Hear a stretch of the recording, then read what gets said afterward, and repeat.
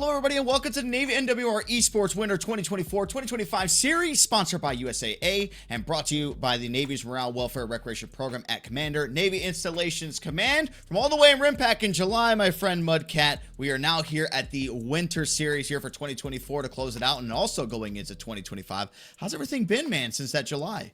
Yeah, things have been good, man. I think it's the first time we're getting to cast together. We were working together a little bit different of a different relationship in the RIMPAC series, but we're behind the desk together this time. I think it's gonna be good stuff for some Apex Legends here at the Navy MWR, which delivers high quality recreational programs and services that contribute to resiliency, retention, readiness, and the quality of life.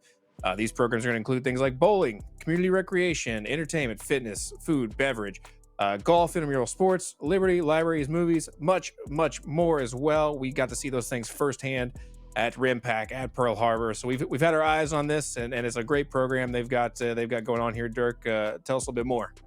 Yeah, everything that was going on there, of course, esports now going into the complete fold. We saw that when we were there in person too, but the competitors in these tournaments will battle out for a chance to win some exciting prizes that are provided by Navy MWR. Each member of the first place team will receive an exclusive Navy MWR Esports jersey. On top of that, they will also get a $500 gift card. The second place team will not go home empty-handed. Everybody on that team will also get a $150 gift card and a commemorative Navy MWR Esports t-shirt. So always, every single day, and they'll see the schedule coming up, there's a lot of prizes to give away over the course of this next month. Yeah, absolutely. And then if you want some inspiration, here's one of the Navy MWR t-shirt jerseys. I don't know which one they're giving away today, but this is what you can expect, something like that. So it's pretty nice little prize. If you're interested, you want to get involved, anything like that, for complete details on the Navy MWR Esports program or to register for future tournaments, you can visit navymwr.org/esports to get involved. But before we start this tournament tonight, we're going to pause for the national anthem.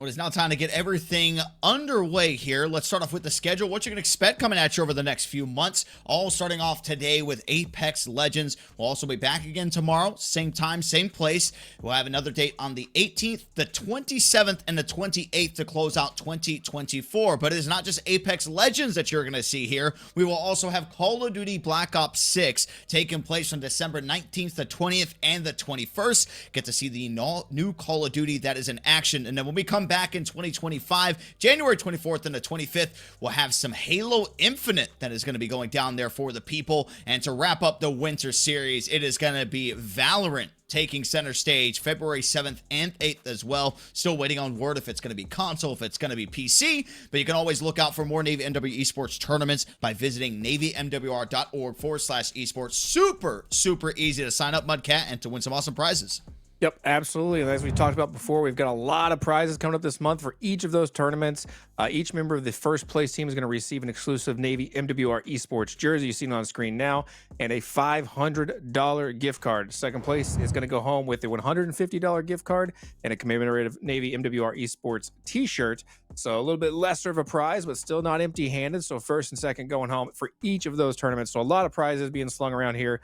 Got a lot of action coming up today. First, before we can get to the prizes, to get to them, to win them, you have to win the tournament. And how are they going to do that, Dirk?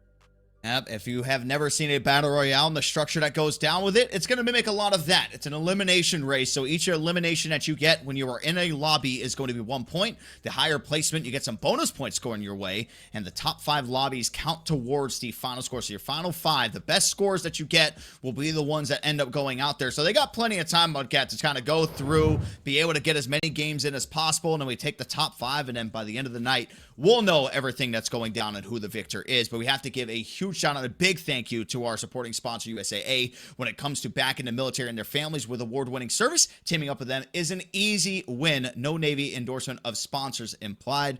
Mudcat, it'll be fun. I was talking to you. It's been a while since I've commentated some Apex Legends. I'm talking going back to like 2019, probably one of the times, at least off the top of my head, I had the Apex Legend hoodie. I went all out for it. Yeah, it's a fun game. I spent a lot of time playing it in the past, and I think it's always a really fast-paced game. Apex Legends to me is always like kind of an arena shooter meets a battle royale, so it's always really, really fun to see what's going on. But looking at what we got going on today, looking at the teams, let's kind of walk down this leaderboard. We only have 7 teams today, I believe. So we got WJT, Old Greg, Chill Guys, Old Gamers, The Goons, Undiscovered, and of course their One Shot. And the bracket is pretty slim today, I'll admit, but that means there's a lot of opportunity for you guys to get in this weekend. We've got tomorrow, we've got later on this month. There's a lot of opportunity for you all to sign up. So make sure you're going to navymwr.org/esports to sign up to be one of these teams on the bracket. Dirk, what are you seeing here? What's standing out to you? Well, the thing I'm seeing is that we're giving everybody the excuse that it's a work night. So that's why I didn't fill up. Tomorrow, there's no excuse of how easy it is to sign up for these tournaments, and honestly, how easy it might be to get into some of the prizing too. I think that's something that we have to continue to harp on and talk about throughout the rest of the night. Go to navymwr.org/esports. Of course, you cannot join to what you're seeing tonight, but we have everything going down tomorrow. So get your group together, try to fill it out there. Apex Legends usually shows up with some of the highest numbers that we have in these Navy MWR tournaments. There you go. Thank you, production team. navymwr.org/esports. As we are getting things underway, we are starting off with looking through the point of view of WJT. I believe it's Definite is going to be the person that we're watching here, and I like this. Look, he's prepped for Apex Legends. Look at his little overlay in the bottom left there. It's a custom one. It's not just the stock one that you see. Yeah, no, he's ready. He's played a little Apex Legends before, obviously. Hitting the ground running. Looks like the team's kitting up. He's already got a pocket full of gear. I love the movement in Apex Legends. We're seeing his teammate here, Ghostface. They're just sliding around. The movement's just so satisfying. I was saying just a minute ago is that it's kind of like Apex Legends, kind of like an arena shooter, kind of a battle royale. It really reminds me of a lot of the best of different games throughout, the history of game. See, already getting some engagements. Teammates already gone down early. You don't want it to be one of those lobbies. Your first drop in, and it's one of those quick little minutes. And then, all right, guys, we're back out. We're going to go to a new one there as well. We'll try to back out here before trying to re-engage. I think the push is going to be coming here shortly, and it does. Damn, bro. And just like that, they are already out of there. So obviously, they're not going to want that one to count towards the score. So they'll get out of that lobby and quickly jump into the next. But not the ideal start coming out there from WJT. Yeah, you know what happens though, and they're just getting warmed up tonight. There's a lot of games to be played over the next few hours, and obviously into tomorrow and into the future tournaments. And speaking of that, if you're watching tonight, you're just tuning in with us, make sure that you join the fun. You can follow the Navy FFR on Facebook and Instagram at /Navy FFR. You can also follow us here on Twitch if you're watching live at /Navy MWR. So make sure you're joining us, as we go through these tournaments. And if you want to get involved, and again, like we've said, it's so easy to sign up. Super easy to get involved, and you could be walking away with $500 and a sweet jersey one of these nights. We'll see what the other point of view has for us. These are the Chill Guys, of course, led by the man that we're watching, Chill Guy himself. Right on time with the meme. I'm not sure if they anticipated if their name would have been that beforehand, but the Chill Guy meme is currently taking over the United States. It looks like they're swapping around. He's got the wingman in his pocket. I don't know how you feel about the wingman personally, Dirk. It's been a minute since I've kind of been down the Apex Legends rabbit hole, but in the olden days, I did love the wingman. It's very satisfying to hit those headshots with a pistol. Pretty much any gun that has some sort of revolver in it it's kind of my jam. So I'd like to see him make use of that. But he's switched a couple of times now. He's got I'm not sure what it's in the back pocket here, but he's got a massive and an alternator. That's what he's got in his kit here. So he's got some height. I like this height advantage. Looking down, getting some shots. Not going to be too aggressive. Going to back off. Just trying to pepper some shields, you know, and then he's going to back off here and play it smart. Yeah, I always remember when you were just talking about like any revolvers. If you go look at the history of any game, where the Call of Duty CS, I think is one that I always think of with the 1D. Is what people always used to say. You go right off the rip, you're like, man, I'm just gonna buy the Deeg and I'm gonna see what I'm gonna be able to do if I can get any of the headshots. So I can feel that. It's a very satisfying go around. Anytime you can get there. The decoys are out, trying to create a little bit of a distraction. Didn't do a whole lot. Engagement going down here, and that'll be the knockdown coming on through, trying to get the finish off, and they do there as well, but still more enemies in the sight. Finally, there's going to be Chill Guy dropping, but there should be an immediate trade coming out there. And for anybody who cares, the decoy did end up going down as well, as the revive is now coming through. Yeah. Oh, revive worst went timing. through, but then Curse of the Caster, they get completely team wiped. But you know, it was a decent showing. They got a little bit further in their warm up round than the first squad we saw. So than WJT. So you know, they're already looking alive. You know, I saw some smart gameplay there. They weren't rushing into things. Looks like they were trying to play it cool, and now we're actually seeing the last person alive here. Find one. Trying to play around cover. Got to be smart here. Got to stay alive. Or the angle can't quite find it. Oh. No! Oh, the reversal there. Okay, that was team their one shot. I believe they just got taken out. They were hanging on by a thread. I thought he was gonna get that kill, but they kind of pulled the reversal on him there. Just playing around that cover. So a little bit of a dance move to get the upper edge there. And so far nobody's just standing out as just a star squad that we've seen in my eyes. Everyone's kind of you know, had their faults here in round one, so we'll have to see them as we're definitely into round two for WJT here, as Definite is back on the board. We're seeing him here look confident. I like his background, I like his PC. It looks calm and collected. Yeah, it has not been the best start so far from really everybody that we've seen. I think we've maybe seen one limb here to start off this game, so maybe things will be a little bit different. Moving on forward, we do go back over to WJT. When we watched them at the very start of the show, they were gone within that first minute. So hopefully there's going to be a little bit more change. Already looking like a better start, at least even from a looting perspective. I mean, when you get a whole minute to watch a team, I'm not sure what you can really take from it. But you can see him starting to swap out the weapons there. I'm going to have the L-Star picked up. Got the CAR there in the pocket there for Definite. Yeah, it's always interesting to watch teams play, especially as we look at like early game, like the looting strategy, you know, where they're dropping, what loot they're picking up, what loot they're prioritizing. You know, you can get trapped in battle royales. It's a bad habit that some players have of kind of getting kitted out, but then still looting throughout the game a little too much. You know, you kind of get to that place where you don't really need the loot, but some players are just compelled to like be a constant loot goblin. And so I'd like to see them, you know, get set up quickly, get what they can, and then try to just, you know, make do with what they've got, and not and try to focus more on the eliminations of the gameplay rather than, you know, looking for that one, you know, golden egg hidden in a chest somewhere.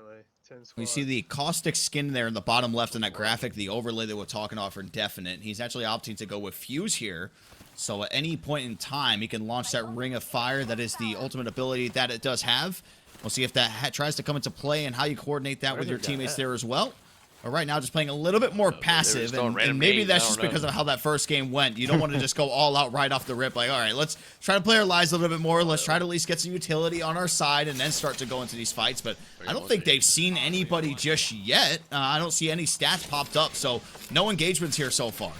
Yeah, absolutely. They're a little ways into the game. You know, there's 10 squads left. It's only 27 players, so they've been at this for a minute now, and you know, might just be one of those rounds where you know you're looking around. You got that one fortuitous drop where you just don't see anybody for a while. Can really afford you some opportunity to get kitted out pretty good before you take those engagements. But again, you know, it also runs the risk of kind of like icing the kicker a little bit. You know, with too long without an engagement, I don't think is pretty good for anybody. You know, you get kind of cold, and then you don't know what you're doing, where you're going. You don't really have a game plan. You're just mostly searching. Got the evil bonus there too, so upgraded the armor for Definite. And so we're finally starting to see some pings coming around. Maybe some Gunfire coming out there. You can see Ghostface through the wall, the one leading the charge, well ahead of all of his teammates here so far. Up top. But still nothing yet. Now we're starting to hear the comms starting to kick in, saying that they're up top. Got him. And Definite's going to be quick to it. Other one, I don't know. Finish him. Absolutely. He's got that L-star, and they take one down. Gonna go ahead and claim that kill. We are playing for those eliminations, so I don't think there's going to be too many opportunities taken like that that are going to be let go. We definitely want to see those kills confirmed. It looks like he's got himself in a little bit of a pickle here, but teammate came to help him out, and they were able to. Oh, they're gonna get some good loot out of this, I think, too. Sam will let him get up. Finally ended up getting at least one on the board, and that's always the tough part when you're playing these elimination races. Obviously, it's an elimination race, but when you do place higher in there, you do end up getting some bonus points. So it's kind of a matter of how do you want to balance it. I always like to think for in elimination races, you take the hot drop, you try to get as many kills as possible, and then you just kind of get a feel out as the game goes on. If you slay out everybody, you're getting into no action. It's like, cool, well, now let's play our lives. If you're just playing this style that they're currently at, where you're just looting a whole lot, sure, just honestly just play for the win in the actual game itself. Yeah, that is a hard thing to balance. Up top somewhere. It's really hard. I think I'm with you though on taking the hot drop. Really get that action going, and if it goes really well, then you're on your way to possibly a high kill game with a win or with a high placement. Even if they win here, they're not looking at probably too many eliminations. We'll have to see how it shakes out, but definitely gets harder the less players you got. Shield battery going out there here for Definite. They're able to survive at least that first wave that we saw, but now here comes the second wave, and the knockdown is going to come through. Good. And not even going to fall for it right there. Right trying to go through and go into a different dimension. Finally, we ended up taking them out, so more kills starting to go their way. Yep, and he was rocking that car in the back pocket. I like that gun. Really strong, fast rate of fire. Really nice time to kill. They're loading up on shields here. Looks like they got plenty of shields. They have plenty of ammo, plenty of gear. And they're just waiting for that next engagement as they've got a couple of kills on the board here as a squad. And they're just going to be now playing their lives here. I think we're 4 squads left. We're in the top 5. We got to be playing for a win at this point. And of course, when everything starts to get even that much closer, that's when you just have to try to be wary of everything that might be coming over your way. And it'll take a little flight going around the map here. Hey, you like those shots? See where they end up going. And that circle's already starting to get pretty small here on this next one. Still got a minute 15 to go before we hit that next rotation. But everything all smooth sailing so far. You'd mentioned it. That last engagement was huge. They got a lot of extra loot that they already had, honestly. It was a little bit more than they probably needed. Oh, yeah, absolutely. Their pockets are fully loaded now. I'd expect them just to kind of play it out as is. Ghostface playing really far ahead of his team. I've noticed this. As a player, as I'm looking at this, worries me a little bit. Obviously, I don't know their team dynamic. Apex Legends, obviously, it's a very fast-paced game. You can make up that ground and catch up with your teammates pretty quickly. But, I like to be able to cover my teammates' lines of sight. So Ghostface, for me, is playing a little bit further than I would like to see him play ahead of his team. So we'll see if that, if that's a hindrance to them, or maybe that's just their style. Right above me. All of them rocking the epic armor right now. You see the legendary helmet that's here on Defiant. Oh, sorry, Definite. I knew I was going to slip up and say it at least at one point. I knew it was going to end up happening. So, I mean, in terms of how they're kitted out, maybe on the weapons, maybe not as strong as they probably wish they could be, but everything else really checking out from a defensive standpoint. As Ghostface again continue to lead the charge here in the pings, here in the comms starting to kick in. Can they get the eyes on the enemy? They finally do. No shot's going to connect there, though, for Definite. And they will chase him down here and towards the basement. As the clutch grenade is going to go out, the door's going to be broken off. And maybe this could be the opening that they need. They go through and just injuring themselves with everything. More nades starting to come up from the opposition now. And finally, they do end up getting a knockdown there. But can they finish off the kill? That's going to be the crucial part of it. Still haven't finished it off, and now they finally do. Man, another teammate's going to come rolling in here. They're going to be getting another kill on the board, it looks like. Going through a portal, whipping back around into another engagement. Takes another one down. He's going to save his teammate potentially here. Let's see, we got 2. Yep, going for the revive. We've got I was shooting you for some reason. I couldn't see your name. And it looks like they're going to keep this this other player trapped here, but they're going to go for the finisher. I'd love to see it headbutt to the face. With the style points. Is there style points in this tournament? Are we awarding style points? Because that's one right there. Let's say we might as well, right? There should be an extra bonus elimination point for when you do a finisher on somebody instead of just, going out the normal way, just shooting them with the gun. But somebody using a balloon up top there. at those And shots connecting in air. It hits some of them, and now they're going to go on the hunt here. So already a 10 times better game for what we ended up seeing the first time out. I mean, this is one where not only are they going to get a lot of elimination, but it looks like they're probably going to be in prime position to actually take this map. Yeah, absolutely. And you know, we've still got 4 squads left. We've seen some elimination go down recently, and I was mentioning that we had 4 squads a while ago. So no full squad wipes yet from those 4 squads. So that's actually probably good in their favor because everyone else is going to be maybe a solo. And there you go, right on cue. So as soon as you're talking about squad wipe, they finally end up getting one. Yep, 3 squads left. This is where they want to be. They've got a decent amount of eliminations for squads. This is a top 5 round. I'm not sure, but it's definitely a step up from the first round. You know, and I think if they could work their way maybe towards like a combined 10 would be nice for this round. A nice win with 10 would be pretty good. I'm not sure how many players are remaining, but that'd be kind of where I'd be hoping to aim for. Somebody's here. So I give you the exact number. At least we know just 3 squads left. So gonna be fighting 2 somewhere. It's just a matter of the numbers at that point. Tornade's gonna go out. Little turret action also getting in there into the mix. Now the bombardment's starting to come through. On both sides, they're being attacked by the bombardment. He put up the wall of flames there too, trying to dodge through everything going their way. Finally does get over to the ramp. You know, whoever's up there, they're gonna have the high ground advantage here in this. Nobody peeking out so far. Everything's on fire. They've got the high ground. They're gonna have to fight their way up here. A little distraction. Let's see. So far, he's been kind of untouched aside from the bombardment. So he might be able to get an angle up here on the side. I'm not sure if they've really kind of blocked him there yet. They might be focusing on the team. Just a lot of shots going around everywhere. But other than that, I'm not sure how much damage is truly being dealt. But look how small this circle is going to get. Yep. Do it.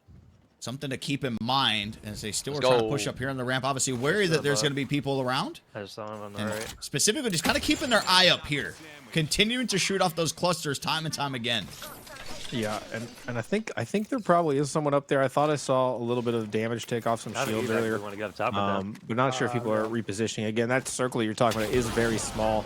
They're moving around a lot. I like that they're staying mobile. I really do wish they'd get a little bit more height here. And here they go. They're going to get up top. At least please play the height, even the playing field a little bit. You never want to be staring straight up at somebody. It's just not a good strategy. Way up top here. It's only us. Good call there for the evac tower to get them up to this position, because as you had mentioned, when you're on the low ground there, if they have nades and they just have proper positioning, it's going to be night-night for you. Now they do have the high ground. Shots are going to start going down, and here comes another nade. Purple armor slowly starting to be knocked. It is going to be fully taken away, but the smokes are going to be there.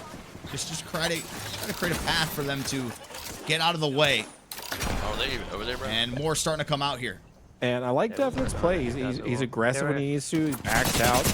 He's got really solid shots right now. Like look at that. Look at that. Just micro movements, micro strafing. Hey, heal up. We got this. We're going. Really solid shooter there. I like his play style. I like that he plays a little bit further back, but is not afraid to kind of mix it up. So. Really relying on his team to kind of get those angles, not feeling like he has to be a hero. So I think that's a great I'm gonna go down. Team lead. I got the bullet. Oh, nice. Wow.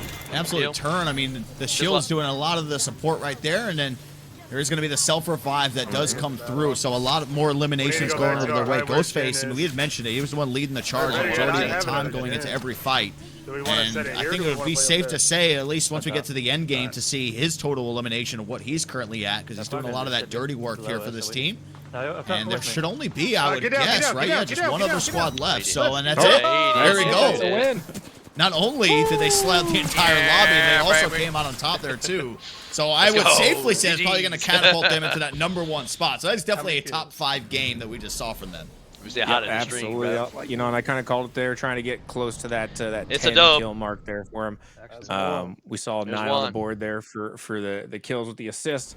So we'll have to see how this thing shook out. Looking at the stats here, those are pretty good stats as we saw across the board. Yes, please. Oh, and I'm just getting where we're checking the goons here. The goons also just had a win, so we've got some contenders. Let's see, 4, 8, and 3. What is that? 15, if I can do math. So that's a solid kill rate for them as well over this. So this is the goons who also just pulled a win. We didn't get to see any of it, but maybe we'll jump on board with them soon in the future. But for now, we're looking at the Chill guys. With Chill Guy, I gotta think that Chill Guy is the captain. By the way, the Goons edged out WJT. I think it was by 3 kills in there. So both got the win. So the 3 kills might be a little bit more of a difference. Not sure how many games the Goons have played. I mean, I'm assuming that you're winning a game, and these games don't really last that long from a battle royale perspective. I'm assuming that's probably like their second, potentially even third game, depending on how things were going. So we had mentioned it too with the Goons. They have Z Fluxy, who seems to play every single tournament that is put in Navy MWR. If there's an award for like an Iron Man or most active, Fluxy wins. Yeah, absolutely. We've seen him around. Yeah, low-key. All right, we're I miss on Apex Team too, bro. Undiscovered with I haven't played in, Exotica like, being the team 2 lead. He weeks, also has bro. a That was, like, custom depleted. overlay here, looking at him in the bottom left. Just to mention it though, Chill Guys finished 4th in that last match. They had a total of 10 kills there, so not a bad showing for them. Obviously, not a first place that we've seen the other teams. Don't know how that'll rank in their top 10. Hopefully, they'll be able to get some wins. But 10 kills in a 4th place, that's not looking too bad. So everyone's got kind of got their rhythm here. We're seeing some top 5 finishes. We're seeing a decent number of kills, double digits for teams. So we'll have to just see how things shake out here as we watch Exotica and his team. Legendary Mastiff going to be picked up there too. You got the Pathfinder play. And this is like when I think Apex Legend, I think Pathfinder. I think of just being able to utilize the zip lines and then the grapple hook to be able to swing around the map. That's my core memory that gets unlocked when I think about this game too. So nice to see that back out there, and you're already seeing how glitchy the movement can be. And that mean glitchy, I mean that in like 2K terms. That is a good thing to be called that.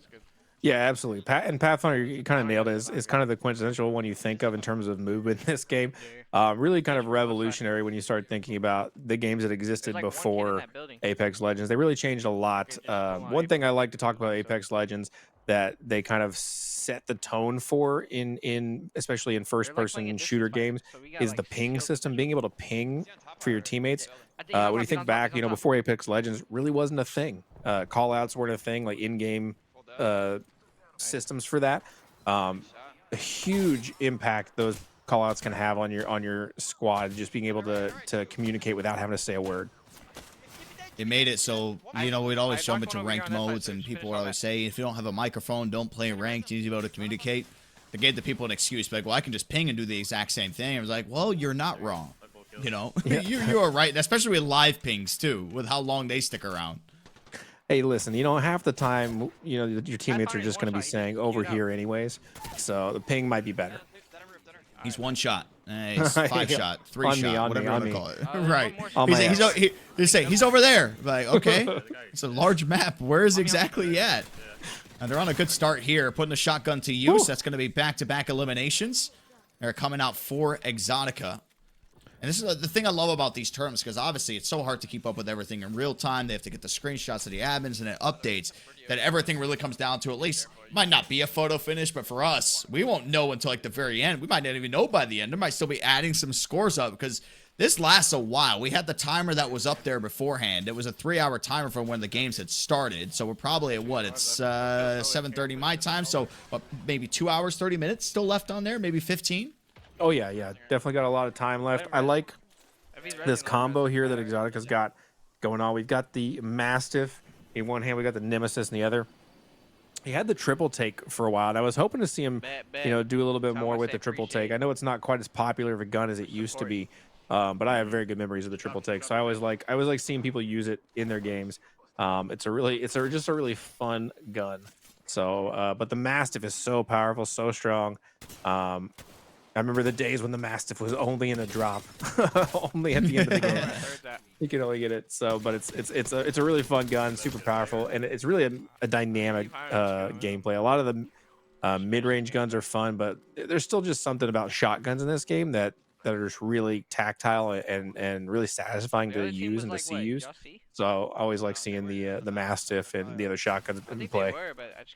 So Zipline come out, and as I mentioned, there's the timer. 2 hours and 15 minutes still left. That is a lot of games in Apex for you to be able to go out there. And we'll take the top 5 best scorers from these teams, and that is how that you will get there. So if you're just constantly going to games, getting bad drops, but if you can just somehow scrape out 5 good games, that'll be what it ends up going with.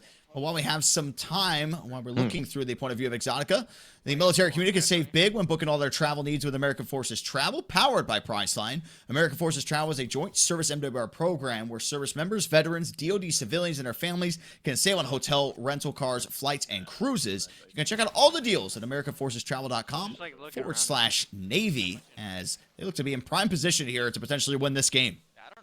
Yeah, absolutely. They're kind of just searching, I think, for that other squad. There are 3 squads left. We're seeing Exotica here with his hands on 10 of these kills that have come down throughout this game. So we'll have to see the total once we're done. But they're just back and forth, kind of trying to eye anything. He's a little bit far away from his team, but again, I think they're just trying to get eyes on so they can know which way to go. Circle's still a decent size. It is closing out on them, but they're just going to be searching.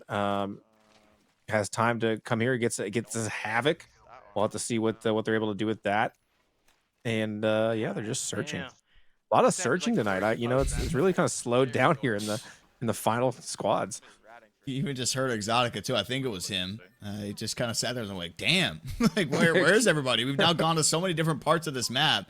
And now almost trying to bait them all out. When you get on these zip lines, people think, oh, like there's a sitting duck right there. And then, okay, cool. If you take one shot and you miss, they know exactly where you're at. So now he's just going to be taking the ride, going back and forth, just trying to do some scouting.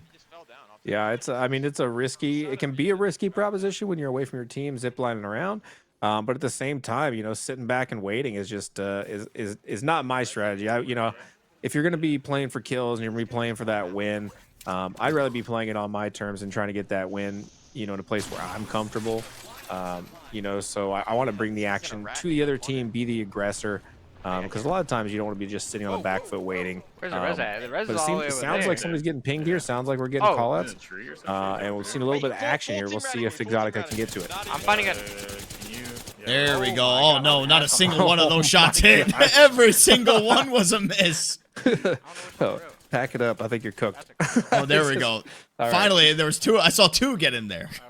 All right, the Havoc is not maybe not his gun. We'll have to get into that massive range potentially, or okay, a little bit better at that mid range. So Havoc's the fall off I think is probably to blame for that. But now that he's in a good position, he's getting some shots. Going to try to get a thermal nade out there.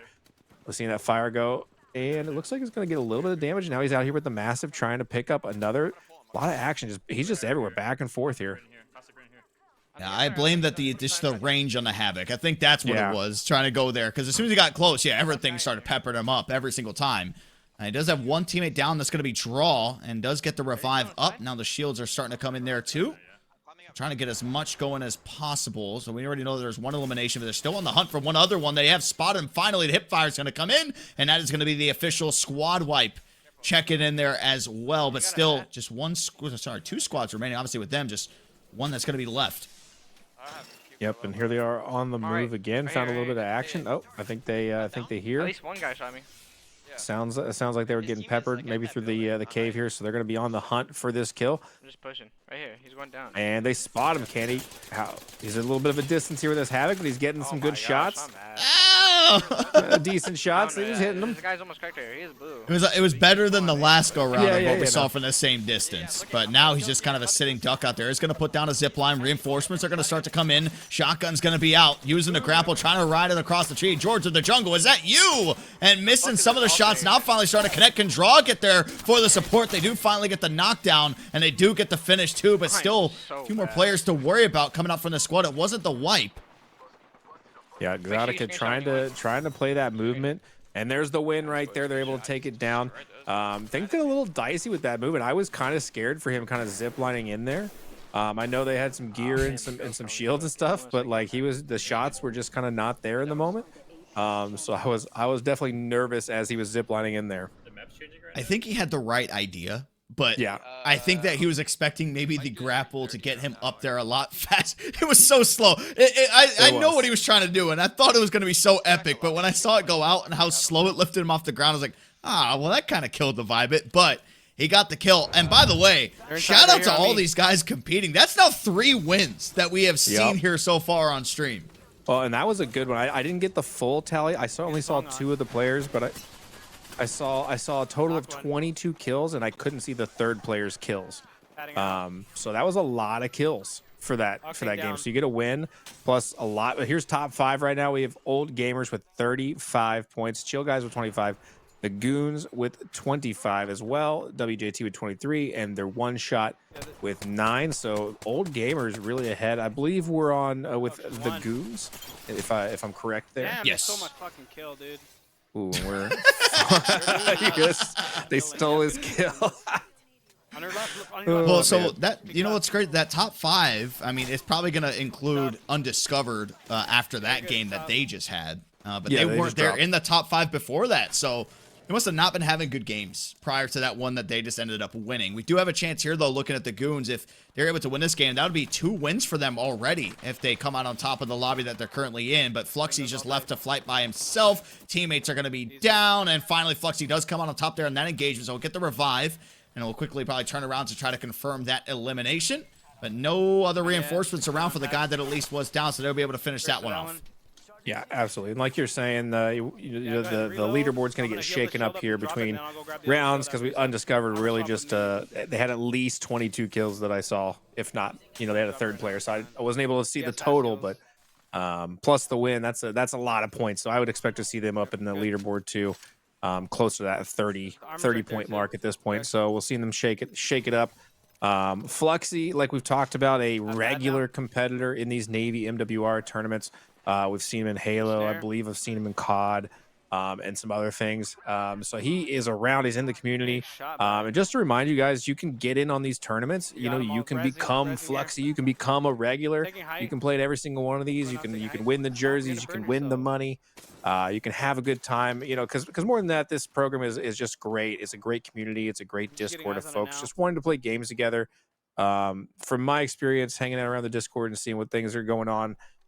People are just chill, people practice and learn to get better together at different games. So it's a really nice space for camaraderie. So if you want to get involved, go to navymwr.org/esports and make sure you sign up for these tournaments and get involved, get in the Discord. There's one above you too. Very well said. We saw how much it meant to everybody when we were out there at RimPack. I mean, obviously, lots of different nations, people competing from all over the world in the Call of Duty tournament that we had out there, too. But obviously, a lot of sports going on at the same time. And we got the 4 POV coming up here, too. I mean, we always sit there. You can't say it's NFL Red Zone, but it's as close as it can get with constantly jumping around to all the games that we are seeing. The one I wanted to update you on, I went through and I'm looking at the document. So Undiscovered, in that game that they won, that was the first game they had registered. They got 35 points. It was 25 kills with a first place finish. For the Old Gamers who were topping the charts, their second game that they played was 20 kills with a first place finish. They got them 30, and the first one that they had was 4 kills but finished 8th. So a little bit more games, but Undiscovered coming out guns a-blazing in their very first game that they played. Wow, that's incredible. That's only one game, so obviously it took a little bit of time to get there, but they've got a lot of time left. We still have a couple hours of gameplay, and we're going off top 5. If they can do a couple of those, 2 or 3 of those, they're going to be sitting in a very nice place. As we've got a lot of shots going on here. We got 9 squads left. We got a few kills on the board with Big Pit Viper here. As we're just he's searching, trying to get his shields up, trying to support his teammates, just not able to do anything just yet. It looks like we're kind of adjusting inventory just a moment before he's going to try to get out there and meet up with the team who's a little bit ahead of him. Nope. And we got Viper's the one giving us the point of view here from the Goons. Got one player pinned behind the rock there. Pop a shield cell, just trying to get a little bit more shield going his way. And does he have a third one to go along with it? And he does not. And it almost looks like a controller died there for a second. Oh no. Just sitting there just staring after doing some movement. You're like, oh no, what's going on? Shot's now going to be going down. The purple shield almost close to being cracked there, but not enough. I wonder if anybody else is able to get some more shots on that to try to finish that. But they're perfectly fine with sitting here right on the edge of where the storm is. And of course, they are right up here on the mountain, so they do have the high ground. But in opposition, they just shot themselves into the storm, and now they're going to be in the water there too. Yeah, and Pit Viper's kind of tracking that. Like you said, they can sit up here for a while, I think. They've got this G7 Scout, which has got some range on it. I'm not sure Probably what the whole the other rest of the team. team is kitted out with at the moment, They're up, but they're up, you they're know, up, it they're up, seems they're up. like they've got some range, but they are Fucking getting nuts tonight, flanked dude. from behind. They're gonna have to turn around and get some shots coming from out of the storm. It looks like we have another squad, and that G7 missing shots left and right for Pit Viper. He's got to go into the storm, but he is hurt, so this is not a good spot for him to be. I'm healing. Do a little syringe action, trying to get himself healed up, but this is not an ideal place to be fighting from. Down under the gun here and in the storm. I mean, you see how close he is, pinned in right between this cliffside and where the storm actually is. He does have a launch pad. I wonder if there's a way to make a play somehow, just in case. And he's just going to decide to run through, and yeah, no need to waste a launch pad on that. He knew the route that he was going, and let's be honest, that storm was not doing anything for damage. It was blowing on him at that point, but then it is going to lead to a knockdown, though, coming out there the storm. Maybe caught that player off guard. Yeah, and he's got a second one here. It looks like that was a squad wipe. Able to take out a couple. They're looking for some more. Yeah, I don't have Looks like he finds a Wraith here on the ramp. Oh, my. Able to burn through the shields, but he's got to reload. Oh, he's going to juice himself up, get a little speed going. Looking for it. Spray and pray, but gets it.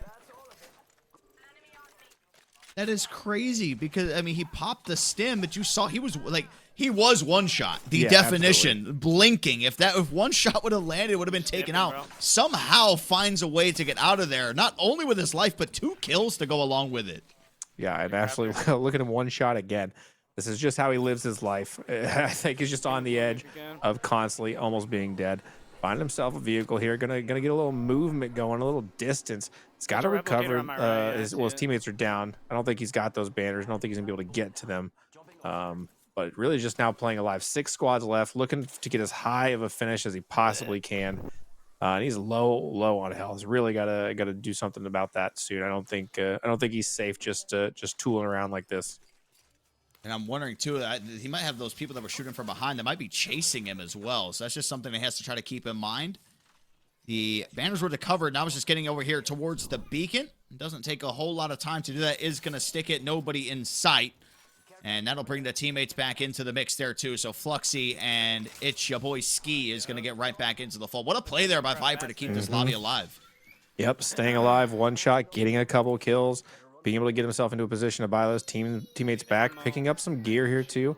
Hopefully he's gonna be pinging some of this stuff. His teammates coming back, at least get them kitted out here with something good, something tasty. But looks like they're gonna jump down and try to see what's in this area. It's that team. This is always one of those lobbies, too, where you have just gone through, you just clutch, you've been able to keep everybody alive. Or if you don't come out and win this, if you're a Viper, you start getting on tilt mode. Like, come on. How did I just go through everything that I went through, getting you guys back, and we don't come out on top of the win here? And they're immediately going to have pressure applied onto them. Is going to use the launch pad to get himself out of there. More stim going to be going in. So now let's see how hot on the tail were those. He does have the teammates behind him too, so that's fine. maybe that might be enough, but oh no, here it comes. Yeah, we've got the team pushing in. We've got explosions happening outside this door. We've got explosions. They're going to have to back into this cave, but there's not really anywhere for them to go in here. It's really just a long, straight cave. The storm's also coming in, so now that's a consideration to be thinking about. Health is going to start ticking down a little bit faster now. They're just trying to get a little bit of damage. It looks like they're committed to this fight in the storm, though. They're just going to see it through. They're not overly concerned about the storm damage yet. He does have one teammate down. Fluxy is down again. So not sure what's going to happen there. Your boy Ski also looks like they could be potentially taking some storm damage there, a little bit in trouble. And they're just choosing to play this tunnel right now. Just stay alive, and it looks like they've got the kit to stay alive long enough to make this play.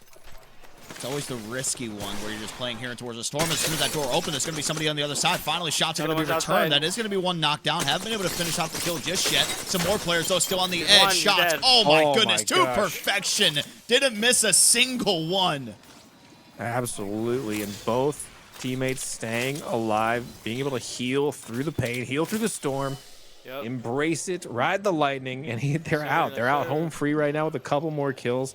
And really, Big Pit Viper is kind of the MVP of the team for this round. Really just showing off, able to stay alive, able to get these kills, protecting his teammates, really just making heads-up plays. I like it.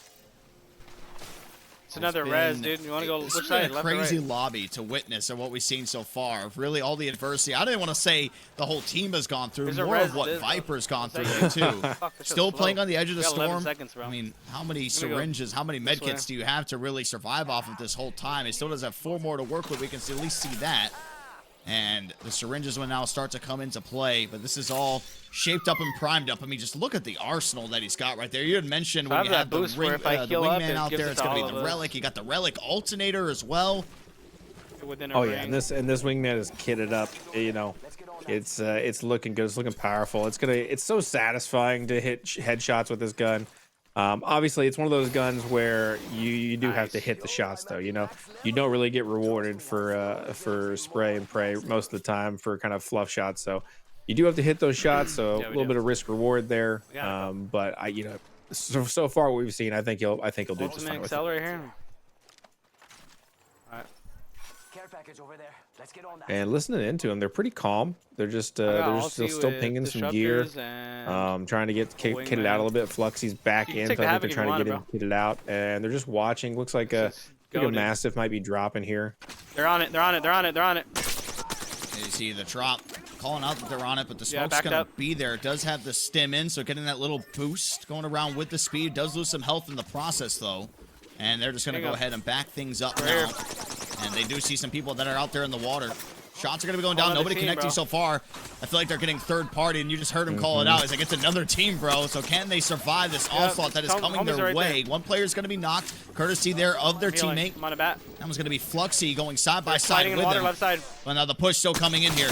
Calls it out, starting to slide on in. They want to at least get this one kill so they can try to add that to their elimination points. But lots of shields in that favor. The Shove, person he's that dead. was knocked down, finally, Backing up, they backing up. are able to finish it off, and they're able to get away with their life for now. Here comes the portal to get them out of harm's way. I'm on a Phoenix. Yep, Fluxy going clutch with that Healing portal, you on getting a them Phoenix, back Flux, out of don't there. That heal. was a precarious situation on that hill. Just keep shooting. Don't worry You about know, your health. can't really move up the hill because you got Nice, a don't team worry about- there. don't worry about your health, I Can't got go you. down You're the done. hill. It's a really open spot. Only a couple places Fucking of cover, charge but they're rifle. really not solid cover. Havoc. And Ski is still out on this hillside, you know, so they're gonna try to move on his position, try to Good. protect him. But look, I'm seeing movement all around this hill. You can see people popping in and out of these Havoc. little crevices. So, well, they're gonna have to be careful about how they work their way around here. And Still I minus think, rock, jumping off on me. yep. And here This one comes right the here. rush from an enemy team down the hill. But they're This gonna one. get lit up by Bolted. Viper, who maybe is Good gonna clean kill. this up. We'll have to see. Decoys all went out. Able to hold it off there for a moment. And don't seem to be too worried. I wonder if they ended up finally finishing off and getting that kill. Just trying to swap it around, taking their time with the looting. I thought that there was one person that was still walking above them. Might have been a Fucker, go decoy, left though. side. Yeah, hard Yeah, to right say. here. Hey, you saw what I was looking at, right? Yeah, When he yeah, was sitting yeah. there, I was like, huh? Kind of the decoys went out and I lost track of whoever was on the hill. It's just that's what happens a little bit sometimes. But you know, Viper here did pick up a lot more meds, so Snare. I think he's gonna win the award today for probably most meds popped, Knock's dead. most health items. Really just but using them, you know, masterfully to stay alive. Over but here we do, he kinda. is like he's max pushing level. over He's got now. the best armor you can get right now. Cracked one. Ski's kitted out. It looks as I'm well. backing up. Fluxy hurt, Backing but up. looks like They have to look like peek you. doing They have to expose okay. their head. You're good. You're good. You're And I think they got what it Cracked takes one to hard. finish it out. There's only 2 squads left. They got to just right here on wall. kind of lock this thing down, and they're Pushing in a up. really good position, I think, as their shots Lifeline getting one, traded lifeline right one. now. But he gets knocked. Circle's coming in. So this battle is You going to get be the for the res win. now. Just the one squad that they're fighting up against. Can they get the res off in time, though, is going to be the real question. It looks like they're going to stick or to did you revive. knock They're one going to be or able to no? get it. They do have the advantage, at Okay, least from the shooting hurt armor bad. perspective. The other team, we saw that they had the purple armor, so we'll see how much that they've backed can up. push this way, And can yeah. they get on top of them is the question up here on this mountainside. Yeah. We forced around the back, so I wonder if they're still maybe sitting in the storm, taking some of that You damage. But you have to wanna anticipate at some point, Take either rock. the flank's I'll going to go come right around, they're side, going to be or do you above want you. to just Yeah, I walk think it they're all in moving to slow flank group? around. The good news is there for Viper. You know, you would have No. expected maybe the team to push, but Well, he the- laid down a lot of damage I don't know before what he she got has, knocked. bro. So really put that He's enemy melting team in me. kind of a precarious position where they had to choose. You know, do we push Havoc this and what? and potentially die, or yep, do we yep, just yep, yep, heal and try to, you know, take another whack at it? And it looks like they repositioned to a better Wait, spot, hold healed up, and they thought twice of pushing those guys, which I think was a Good. smart move for them. I think it is, dude. And I it all, only but, seen you know, it two. also let Viper get picked back up. So you will see how that works out in their favor. You got the 3 Evo shields on the team Watch that we're yourself. looking at. Let me So know we'll when I'm see. good They're to gonna push play in. this one patient. here so far. I mean, I guess the real question is, I mean, do you have 3 up on the other side? Is it maybe just 1 or 2? We'll see if they can try to gather some intel here. Will be Viper the one leading the way. Sees one here behind the crate, getting some shots down. Armor's going to be cracked. Players ziplining out of there, just trying to play their life as much as possible. And they weren't able to get that knockdown, so they're going to start to re-engage. All those shots do end up missing, jumping straight on through, trying to get the knockdown. They finally do. Stim still coming out. It's going to be Viper going down, so Ski and Fluxy still left up there to fight. And will they be able to get right back into the fold? They do get that 1 elimination, but still more going to be alive here. And that is it. Yeah, right. So it was a full team of 3 there that they were fighting at the end. So a little 3v3 action. Obviously, when you don't know, that's the hard part about the end game. You never know. You got to keep your head on a swivel, be looking out. But we'll be seeing their stats here, seeing what they're going to get. I think it's going to be a decent scoring game for them. So I'm interested to see where this shakes up. It's nice to have them have a win on the board. So 21 kills there total. Looks like for this squad, plus the first place. That's not bad. Enemy spotted. It looks small. That was a solid performance. That got them 28 points with the kills and then the placement bonus as well. So if you do get first place, just to get that number out there, you get 10 extra points. So still a lot to play for on top of those eliminations. We're currently looking at the team that was number 1, but they have now been bounced down to number 3 and Undiscovered, the one team that we jumped on with. They had 25 kills and a first place finish in their first game. Their second game, 23 kills with a first place finish. So that puts them at 68 points. Oh my gosh. Stealing the show here in this one. Yeah, that's incredible. 2 wins back to back. You know, we're talking about you got to take your top 5. You got to hope that those top 5 are all going to be wins. And you know, with Undiscovered bringing the heat today, all of those games have to be 20 plus kills probably. To really compete against Undiscovered if they keep up this pace, which how we saw them play earlier. I think that's exactly what they're going to do. So this is interesting here, but we're on board with Old Gamers right now, I believe, who is in 3rd place, 38 points, 4 squads left, no kills for Spartacus here. Got a couple of help, couple of assists, but no kills on his end. So we'll have to see what kind of score they shake out with here at the end. But he's got a nice angle here on the top. Looks like he's going to push for the flank. Oh my goodness, bro! She got me with that double hit. It does not go his way as he gets knocked down. Must be trying to call out, trying to ping, trying to move down this hill, but he is getting peppered from the side. And now he is awaiting recovery. It looks like the squad 129 eliminated. with that shotgun. And there we go. So quick watch. I don't know if that one was necessarily a quick in and out because there's only 4 squads left at the time that they end up getting eliminated. As we get to see another one come to an end there in that one. So they do get 4 kills going their way. So that's something that at least can add to the board. But I mean, if 4 kills is going to be one of your top 5 games, I get that out of there. You need to bounce back in a big way. Yeah, and you know, based on the scores we saw from them earlier, I think we know that they're capable of a little bit more. This was obviously just a rough round for them, but now we're back on here with Definite, and you know they had a really strong showing in their second game, so we'll have to see where they're shaking out in terms of the score here, because Definite WJT is the team name here. Ghostface, Star City Hero. We haven't talked much about Star City Hero. Playing a little bit of a Pathfinder here, so he's going to have that mobility. Ghostface, again, playing pretty far out front of his team. Star City Hero looks like he's trying to catch up, so seems like this is a consistent style for their squad, that they're kind of playing out front in the mix, maybe leading those charges, because we're definitely see Definite kind of bringing up the rear in most of these games so far. Ghostface rocking with the Lifeline leading the charge, which you think might be the opposite of somebody that's going to be the healer and helping out the team. But it's been working out for him, so why change anything? They did get 1 knockdown there, trying to find another one. Could this one be the squad wipe? No. So still 1 player somewhere. The question is, where? Lots of decoys out there right now. Shots are going to finally go down. They're doing some damage, and they finally spotted the right one. Can somebody get there to try to finish it off as he's going for the reload? They do get that, so that is the squad wipe, and this will be an easy revive coming out their way. Yeah, and they've got 4 squads left. It looks like Definite's been involved in 8 kills so far, so it looks like they've got a decent showing. Got shots coming in from behind them as well, so it looks like we're about to re-engage in another fight, so they're just going to gear up here. a little bit of shields, get kind of ready for this next push. And now it looks like they're going to start looking for that engagement. And that timer's starting to wind down in terms of how many games, the time frames of how they can get the games in. But even though it's starting to wind down, there's still plenty of time for them to try to get as many in as possible. And judging based off the sheet that I'm looking at, there are some teams that have already almost played 5 games. Yeah. But again, not the scores they want to count, so take that with a grain of salt. Yeah, absolutely. You know, we're seeing kind of a mix here. You know, Undiscovered has pretty solid lead in terms of what we've seen so far. Nice consistency with first places, but they're not the only team that's got multiple first places. The Goons have had 2 first place finishes. And so I think we're going to be looking around, you know, some of these teams are going to be, I think, bringing it kind of later in the tournament, you know, but the consistency so far of Undiscovered is something to be worried about if I'm in the other teams.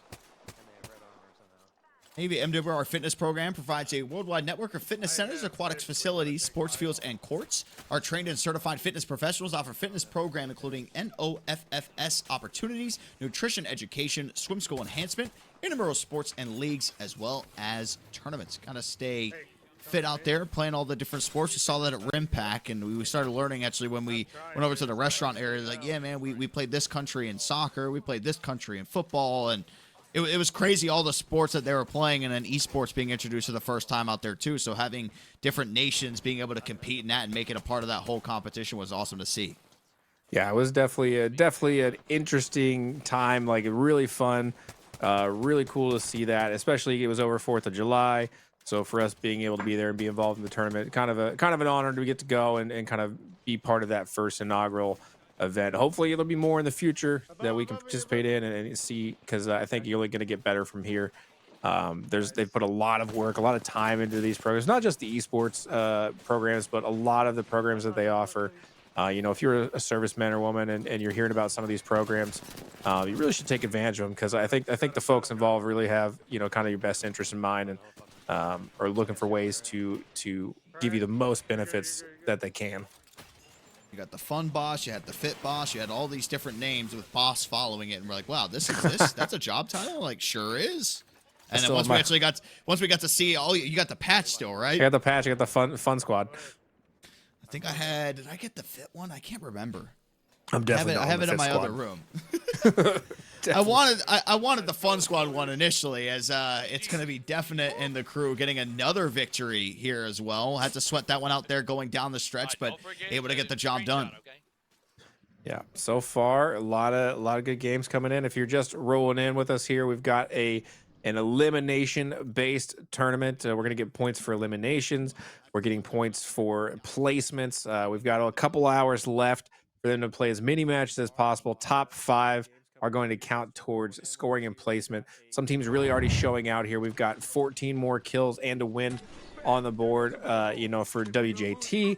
So that's a decent showing, although I would like to see them get a 20-plus kill game, because, you know, that's really trending.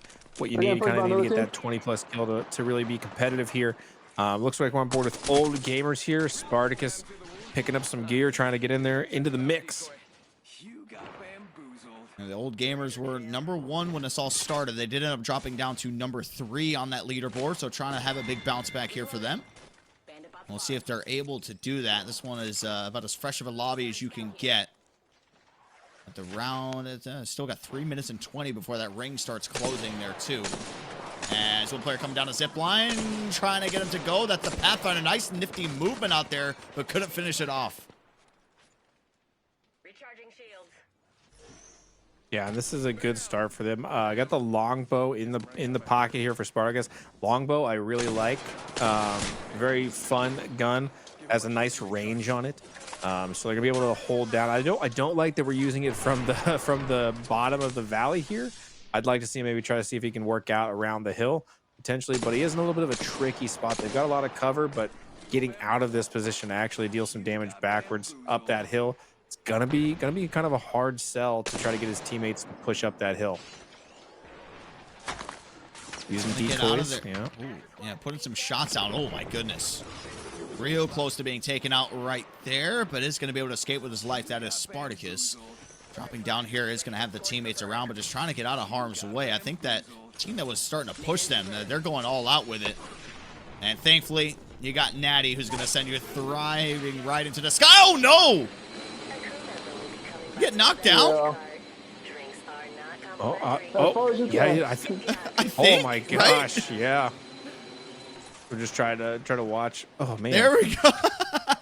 Oh my gosh. Luckily, they're able to take him with them and pick him up. But that was that's definitely not what you want to happen when you take off blasting into the air, kind of making yourself a target. But they are able to get out. That's good. So I think we're just gotta kind of see how they can recover from that. That's definitely a rough opening, right? You never want to get knocked that fast. But they come up the lift right into harm's way. They all drop down. But oh, look at this. The team's giving up that positioning. They're gonna get knocked. We got one down for old They were gamers. just waiting there, bro. And you can hear those comms in there. They're just as surprised as we are to see those Yeah, guys we- waiting up top of that lift. We didn't even see them up there. And Natty's the only one still up. Bunch of rats, dude. That is the one thing about Apex Legends when you start to compare it to other battle royale games is that in terms of when you're being hunted It's and fine. if a team One is of us- chasing you, One of us they survived. do not let off you. And that's just because like you got a limited set. You can just constantly just keep running and trying to chase all these people. It is so hard to be able to get out of there. That team, I'm pretty sure that just took them out was that same one that was firing at them before. So even though they had the VTOL jets to where they could get out there and use the skyward dive and get up in there, get away from them, they still ended up getting hunted down. Yeah, absolutely. And it's definitely part of that movement, you know, set in the game. You can move fast, you can track people a long distance. There's just a lot of mobility characters out there. So yeah, of course, especially maybe if you've had a game where you haven't seen a lot of players, yeah, you're going to track that kill and try to get in a position if you can do it. We're on with the Chill guys here. It looks like they're all outside the storm. 5 squads left. Chill guy himself has been involved with 6 kills so far. So it looks like they got some points on the board for this one, but they're trying to get that top 5 finish if they can. Number 1 finish if possible, but it looks like Joyceful playing it really close to the vest there. I think low on health, waiting till last minute to heal. And it's not looking good for these guys if they don't start getting a move on, but they're getting to this zip line. It's going to give them a little bit of speed. Can they get in? No. Captain Ghost is going to go down with the Pathfinder. It looks like they may try to do, I don't know if they're going to try to do a res out here. Yeah, no. Okay. I was like, that would be a risky proposition. Joyceful, who also in trouble. Man, they're just fighting for their lives just to get inside. And this is where, look at all the damage that the storm is currently doing to it too. So the syringe is doing a little bit of a job to be able to keep them in the mix. And now this should be able to get them out of harm's way, but still a little bit on the edge there. So gonna have to pop another one. But you're seeing a masterclass of how to play the storm right now here for Chill Guy. I mean, he's just running straight, but keeps getting so low, but luckily has plenty syringes to try to work with. This should be the last one pop before he ends up getting back in there.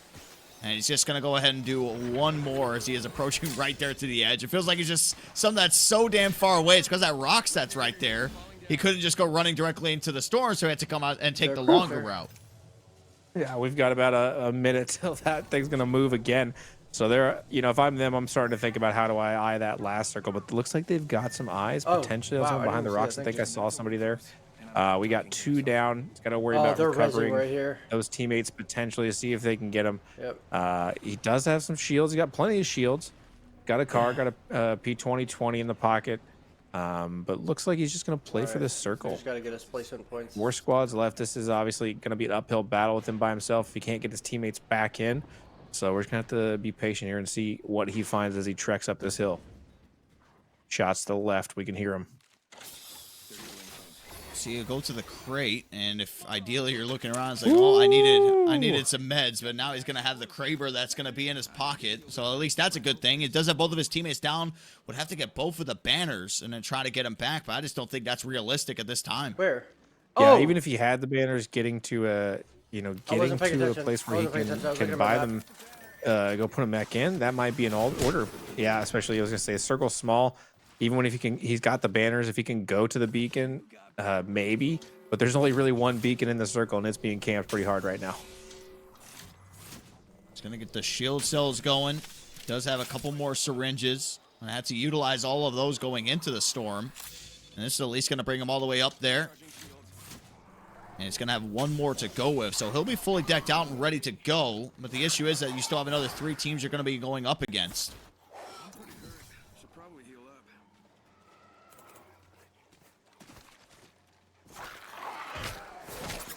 Kraber's going to be out. Dinosaur's starting to Can't attack fucking do him. anything with So these fucking dogs on he's me. being third-partied in the worst way possible.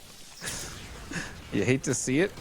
Man, he's really just living his life here, just stemming up and using those decoys, trying to get a respawn, respawning team members, but the circle's coming in, man. And he is chunking health right now. He is gonna go down, knocked his shields, but he did get his teammates back in. So I don't know if that play is worth it. I don't know if going down like that, your teammates coming You'd have back to use in. my knock. Not a lot of room, not a lot of They are equipment. pushing. They're on the Very shotgun small here. circle. You gotta use my knock.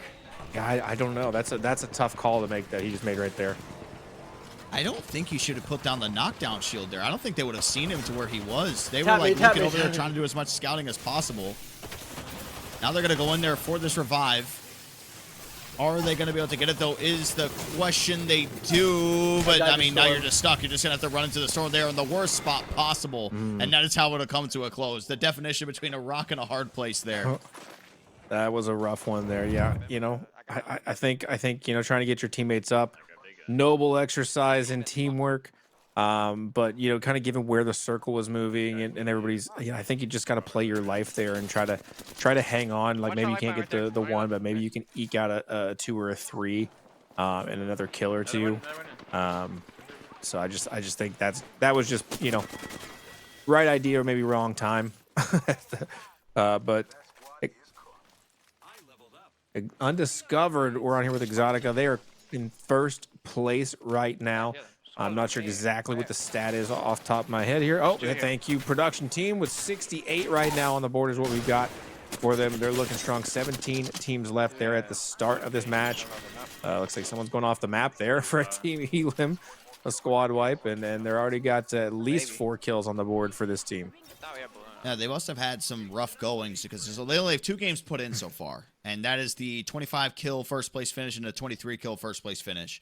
So now they're in their fresh lobby, but a lot of time has passed since they played that second game. So maybe they're just like, oh, this isn't even worth registering. Let's just move on to the next game and see what we can do. So they are in first place and looking real good while doing so just by playing 2 games. Meanwhile, every other team in here has registered at least 4 games, I believe. So just kind of goes to show, I mean, it doesn't matter how many games you play. It's all about how you can end up just finishing and however many you can by getting those first place and getting those kills. But to have back-to-back games, not only where you've won, but have over 20-plus kills is insane. Yeah, you know, maybe it's not even a situation where they had a bad game. Maybe they're so confident they're only playing 5 and they're just going to take their time. Yeah. It was like, we don't need to until it gets like right to the very end. You're like, oh no, we got to start getting some more scores and let's start putting everything possible together. They're just taking their time. They're just going to play 5. So maybe that's what they're doing. But we're on board here with Big Viper again. This squad, we saw him do, you know, good things earlier. Viper really kind of like holding it down for his team. And so we'll see if they're able to do that again. This is the Goons, by the way. We got Fluxy, Big Viper, we got Ski. So we'll be looking out for this. Big Viper getting into the mix early, gets the assist with Ski. It looks like Ski's taking some shots there from the back. Viper's going to try to whip around here on the side. It finds him at the door, gets a couple of shots in. Nothing too legitimate just yet, but they're going to push as a team. Got shields popped, it sounds like.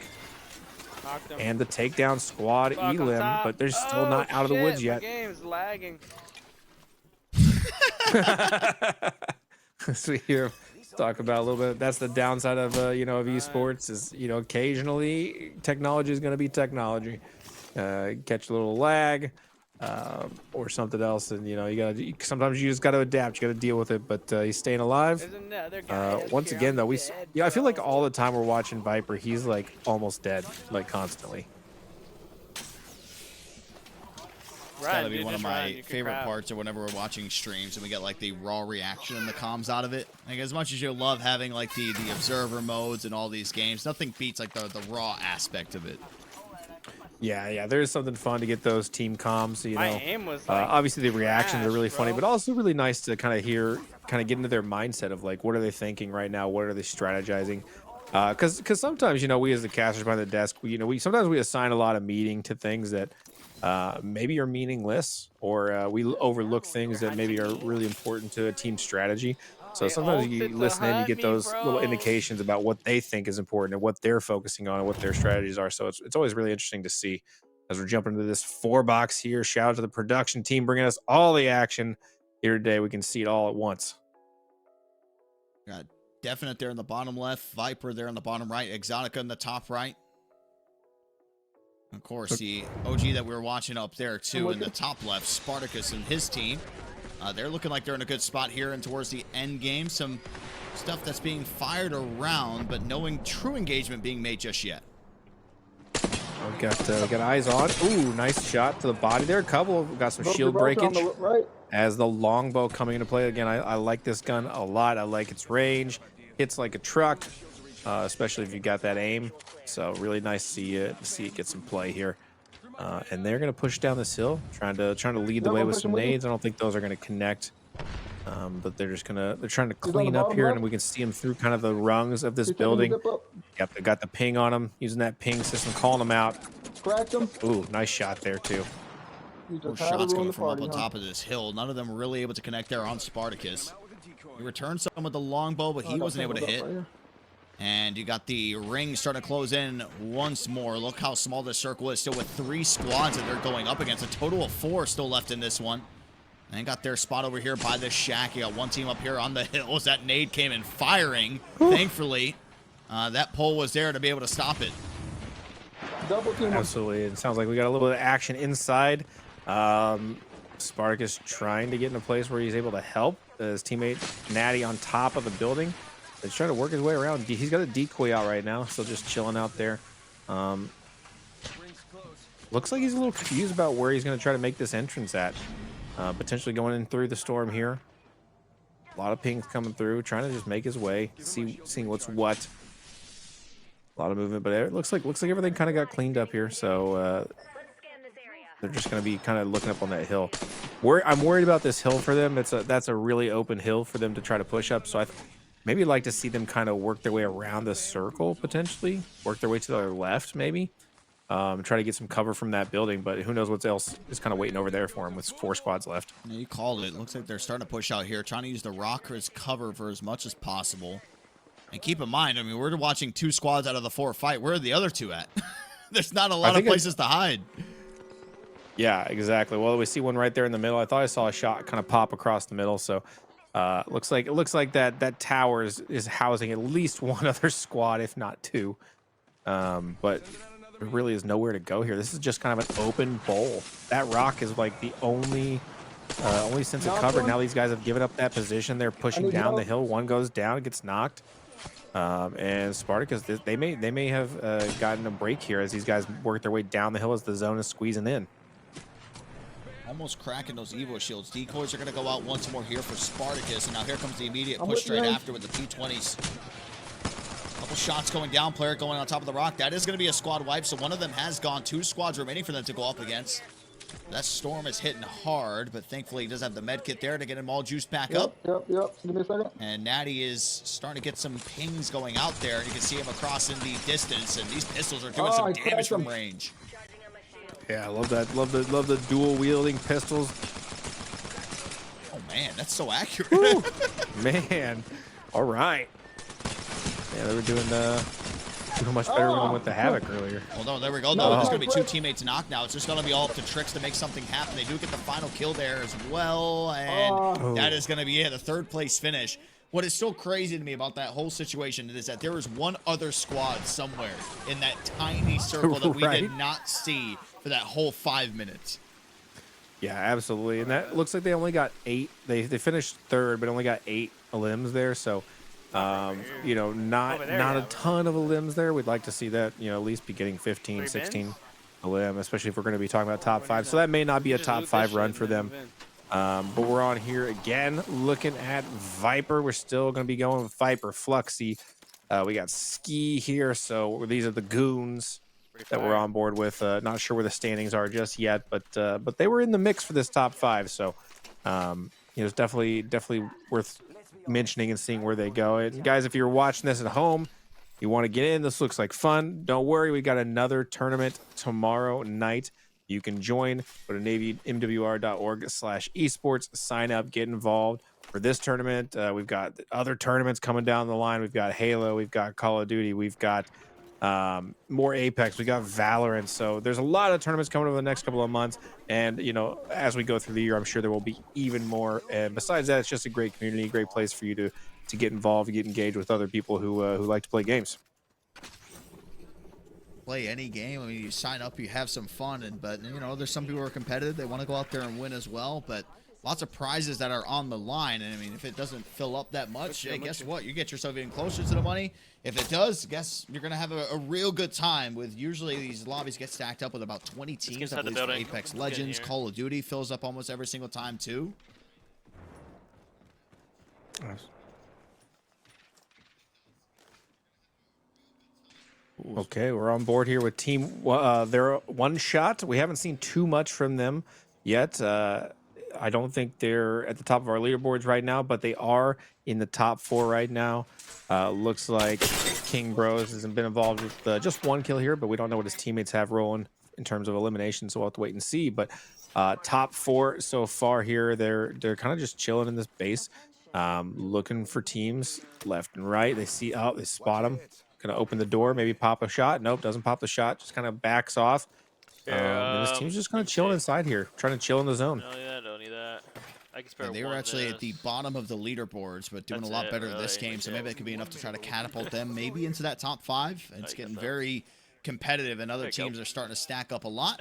Speaking of teams, one team, one voice, one mission. Join the Navy Fleet and Family Readiness Team and help support the mission of improving the quality of life for service members and their families. Find your next career opportunity at navymwr.org/careers as we continue staying locked into here with King Bros.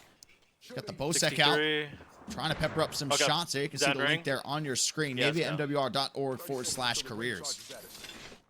Yep, and the team. Oh, okay, so it looks like they're gonna be. They got the ping over here. They're gonna be pushing this team. I'm gonna wait for y'all. We've got a Relic Mastiff in hand as primary weapon. As King Bro is gonna be pushing. They're climbing. Oh, What the hell? kind of misses the climb. Missed time there with his teammate. Let's see how. Okay, they're gonna be pushing together. Looks empty. Seems like they were moving with a purpose. They're looking for this squad. They're looking for this team. They thought they were here. Looks like they potentially backed off to another structure here. The zone is getting pretty small. They're in the zone. They're just on the side here. So they're going to be looking out, and he sees one on the zip line, not able to make a connection. That's a risky shot there, Dirk, for me, because, you know, they've got this high ground, and they're zip lining up there. You know, if you're not confident you can get that kill, you know, you've just told them exactly where you're at, where you're hanging out at. It's an ambitious shot to take with that from that distance. Trying to factor in all the angles that you have to try to get, how high you have to actually shoot it. And meanwhile, if you're missing them, then you're just giving away your position time and time again. More shots going to go out, and no connection made there on that one either. So both teams know where each other are at. Major high ground there on one side. This circle is so small that, oh, and there we go. Oh, double hits on it. Tasty. Like those shots. You know, I think you could hear us talking about his shots, making them worth it. So he got 2 in there that counted for some damage on that armor. We'll see what he's able to do. Gonna pop out the door here, just looking for a head, looking for anything. But like you said, ambitious shots from this angle. You know, you've only got a little bit of an angle. You're only gonna be able to see really like maybe top half of the body. I don't know. Not a lot of hit marker to get.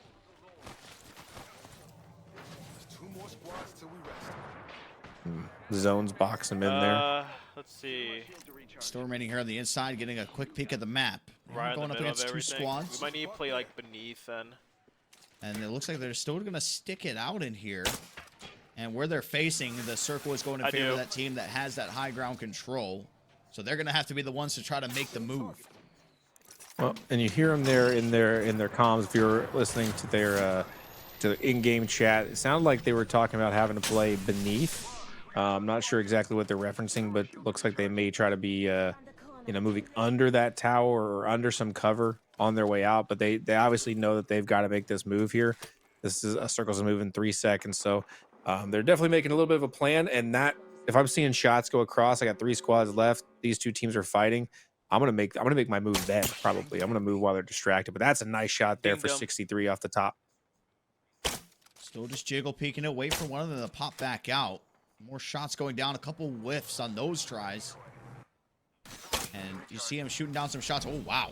Got hit by, I think, I wasn't sure if it was a shot from up top or if it was just all the storm damage right there.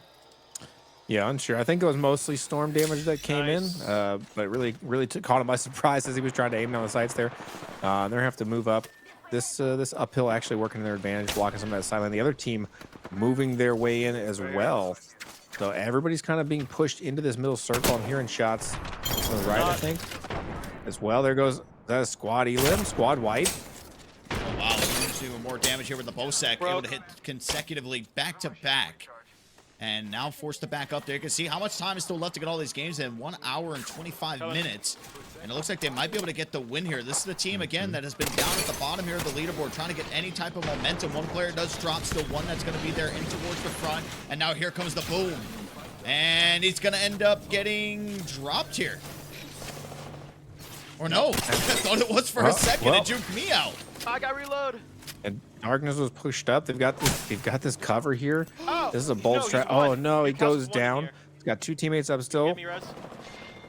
We got Blaine, we got Darkness fall, and they're gonna be able to pull out that win. No need to pull them up. I'm watching. All right, so they were at the bottom of the leaderboard most of the night tonight. So this is a little bit of a boon in their pocket.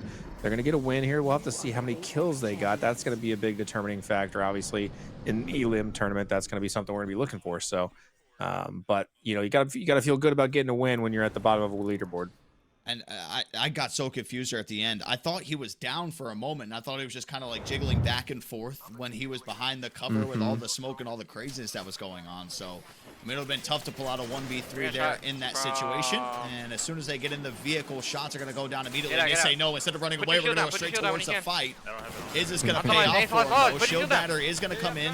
Players all start to push all the way around them. Going to use the grab hook, just trying to get out of harm's way, trying to get some high ground, but now he's going to be pinched in there from both sides. Here comes the shots going down. Perfect pinch coming out here from Exotica and co. So able to stay alive off that wave. As soon as I say that, 2 teammates do go down. So it's all in the hands of Exotica to try to make the impossible happen. Yeah, they've got 3 squads left here, so they're in the top little bit of this as well. Just going back to their one shot in that last match, just to give you guys an update, they did win. They only had 7 kills total though, so definitely not the most elims, but the win's a win. And look at this, Exotica coming in for that kill, really doing some work, going for the res too. Getting a little bit of a reversal here. I thought we were going to see kind of a last hurrah, but there are 2 squads left. He's got his teammate up. There's plenty of gear sitting right here for them to utilize, and now they just have to find another teammate. And they might be able to get this other res as well, potentially. Yeah, they're going to have a full squad going into this. Where is the last team? There's only 2 squads left. They're just letting them do this. It is crazy that there's only just one other squad remaining. Because, I mean, look at like where the circle's at. grab it. Yeah, it's the round 2 of the closing of the circle, so there's still a lot of ways to go. So I'm not sure what kind of lobby they got into that had so many people. Look at that. There's still so much room to work with. Yeah, I was very confused for a second that they were just able to get these revives. You know, with only one of their squad left, you would expect you'd be in a small zone and everybody be closing in on you, but wow, this is incredible. We definitely miss. Look how many kills that Exotica has on the board. He's been involved in 13 kills for his team. We don't even know what the other 2 have right now. So they have at least 13 kills, and they're in top 2 right now. That is insane. I mean, if he's got 11, I mean, imagine what the other players have there too. Right. When you got a full lobby, and the full lobby is almost wiped by the ending of the second circle. Like, there must be this gonna be like a historic run that we might see by the end of this game. We'll have to see if they end up coming out there. They've now got the call out that the players actually coming from behind them. So probably actually use this lift and shoot right back over to the other side and see if they can try to deal some damage and close this one out. And we will sit here waiting anxiously to see what the exact result's going to be in terms of their kills. Maybe, though, they've lost sight of where those players were. Nope. Now the shot's going to be returned, and he's out in the open. He is a sitting duck. Thankfully, he's on the Pathfinder. We used the grapple to get out of there. He's going to heal up here for the moment. As this is going to be a massive fight. This will be the fight to close out the lobby. The knockdown goes in their favor. Now they'll start to push there on the inside. And those were really nice shots. Not only getting that knockdown, but through the doorway like that. Just really lasered him down. Those were some really nice shots. Busting down the door. Shotguns blazing. Barrels hot. That's a win for Exotica and the squad at WJT. These guys are coming in hot on this one. Sorry, I misspoke. That was Exotica is the Undiscovered. So they have been at the top of the leaderboard all day. We saw them with first place finishes, tons and tons of points. So this is just going to add to it. Look at this, 21, 23 total elims. That is a lot, plus a first place finish. That's what you want to see. All right, we're on board with Team Yaoguai now, and it looks like a Master Splatter team captain here. We have not seen them play just yet. Where are they standing on the leaderboards, Dirk? I think they might be at the bottom. So the first game that they play, actually, no, they might not be, because the first game that they played, they had 14 kills and a win. So that got them 24 points. And then their second game was 9 kills and third place. So they have a total of 39 right now, according to our records, which stacked up against the rest of them would put them third to last from what I'm at least looking at. All right. Yeah. Okay. And this is interesting. Obviously Undiscovered is really running away with some of these points here, but again, we got time still on the board. We still have almost roughly 90 minutes. This is going to be kind of a neck and neck race. As we were saying before, we're not going to know till we know at the very end. There's a lot of games to play, a lot of room to make up. There's a lot of time to kind of get on a hot streak, have 4 or 5 great games. So this is an exciting format for me to watch, because it's just not a single elim bracket. Like, sometimes it's over before it even starts, but this is you have a lot of room to go here. This will be the last game of the look before we jump into our first commercial break of the night. And I think that's really the only commercial break that we're going to have here for the rest of the show. We're going to keep the action rocking tonight. We're going to see a lot of fights going down. We're just going to keep giving you as much content as possible. But while we got a little bit of time here, I want to talk about another one of these great Navy MWR programs, the Liberty program. If you're a sailor E1 to E6 or an unaccompanied sailor, then make sure to visit the Navy MWR Liberty Centers, where you can discover new interests, use computers, play video games, billiards, watch movies. You can attend parties and other events, such as outdoor recreation adventures and trips to explore the local area. Definitely check those out. We were able to visit one of those at RimPack at Pearl Harbor, so we see firsthand the type of programs that they're providing. Make sure you're checking those out if you're a sailor. Most definitely. As shots still going down here in this one, you got the Relic 3030, Relic L-Star on the back pocket too. Here for Master Splatters, still 6 squads remaining here in this one, so plenty of time to go.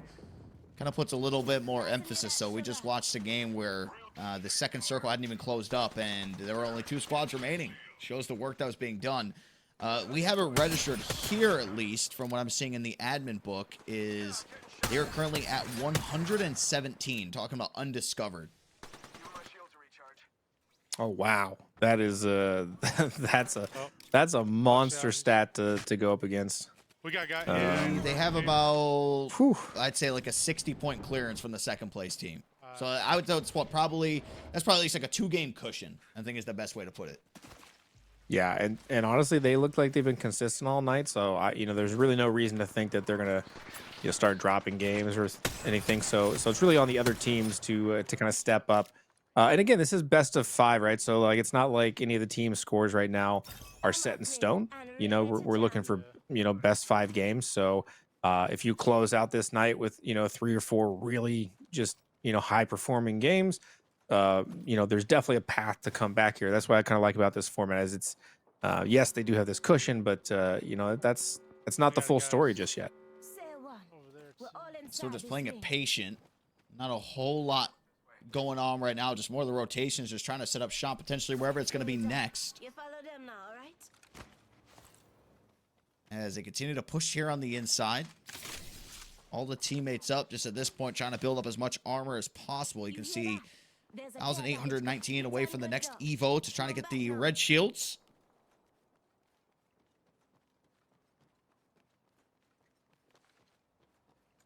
Man, Master Splatter, they're just looking, kind of moving. Take that. This Relic 3030 in hand. We'll have to see what they can actually do with it. This has kind of been the story of the night, though. A lot of looking around, a lot of waiting. It kind of goes back and forth. We're either in the action or we're not. I finished. Right Ooh, on look cue. at those shots.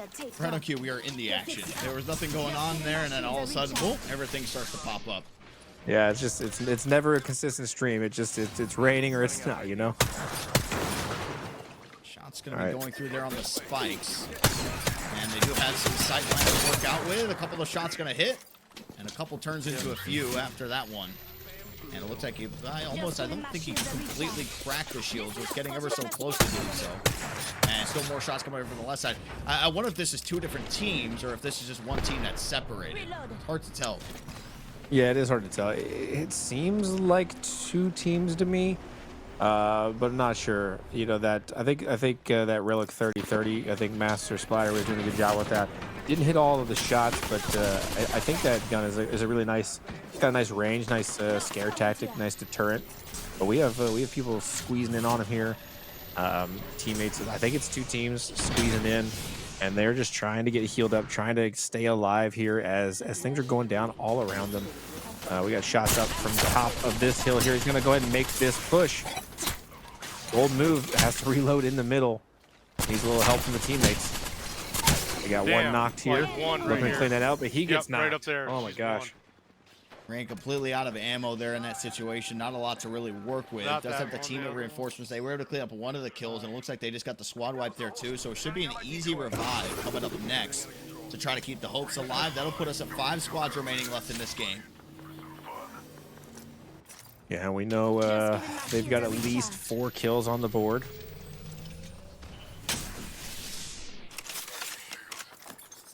45 seconds, rings close. Looks like they're just kitting up here. We got the Relic L Star now in the back pocket. I like this Relic 3030. I think it's a if you can make good use of it, I think it's a great deterrent. You know, from teams kind of pushing on you. Really nice sightline on it. Trying to scout out a few more. This is the way they've been playing it, a little bit more passive. I doubt that just from, at least from the play style that we're Throw some seeing, that they nades, have a yeah, lot of throw kills nades racked instead. up here so far. And I could be entirely wrong. It might just be Master Splatter not really being involved in the go mix. I back. mean, You we know at got least they it. have 4. Yeah, and I think they saw someone run in there. It seems might like as well they go back know, and they potentially know where some squads are at. They keep looking in a very measured direction. You know, aside from that squad that's actively shooting at them. But every time they're looking around, they don't look to be just randomly searching. It looks like they kind of have an idea of where these teams are at, which is good. But there's only 5 left though, so they got to keep track of at least 4 other teams for the time being. Push on the inside, try to see if there's maybe any other loot that they can try to use in this late push. Getting shields. Nothing there so far. Looking for some shields. Master Splatter will use those immediately. And right back to where they started over here towards the middle. The zone is going to be right around them. So we've seen a lot of end games from some of the ones that we've seen where teams are just sitting right up top there and don't move from that spot, and rightfully so. Well, we got some armor pickups, armor swap out here for Master Splatter. Really just kind of getting kitted up still while they have the chance, picking up some ammo, looking to see what's inside. Kind of that constant scavenger, trying to just get the edge on the next team as the zone is pushing in here. Gotta be looking outside. Oh, sees a shot coming through. Those are gonna be pushing from this way, just on the edge. Looking for an angle. Sees a teammate. Looks like he's gonna try to get a third party here. Well, misses most of those, but gets one. Got a replicator coming back. Trying to reposition for a better angle, throwing some grenades. We've got another squad. The guys. Those arc stars out. So focused one on the front and then being tagged up by somebody there on the right side. I have to try to get some more shields. But they have the area where you can still play the high ground, but they're still remaining here low, which is a very interesting strategy, especially with the weapon that you're currently seeing that Master Splatter has. Yeah, you definitely need some range on that. It's not where you don't want to really get caught close range with that too much. But it looks like they're going to be chasing here. They're going for this this high ground chase. A little confused about, you know, they're kind of back and forth. It looks like they take one down, but they're kind of just all over. They don't seem to be like committing to any one play right now, which Getting the res off. I'm not a fan of. I think that might work against them here. I think they need to be thinking a little bit further ahead, start getting set up, stop being reactionary. But the high ground's good. I like this. Still continuing to go around and loot. And it's only going to be them against 2 squads. Shot's going to be going down there in the distance. Able to at least hit one of those, but none other to follow. He's in a perfect spot, too, where the head is just the only thing that's going to be showing over there. Now, these ones are hitting consistently, about 4 of them in a row, but has to retreat.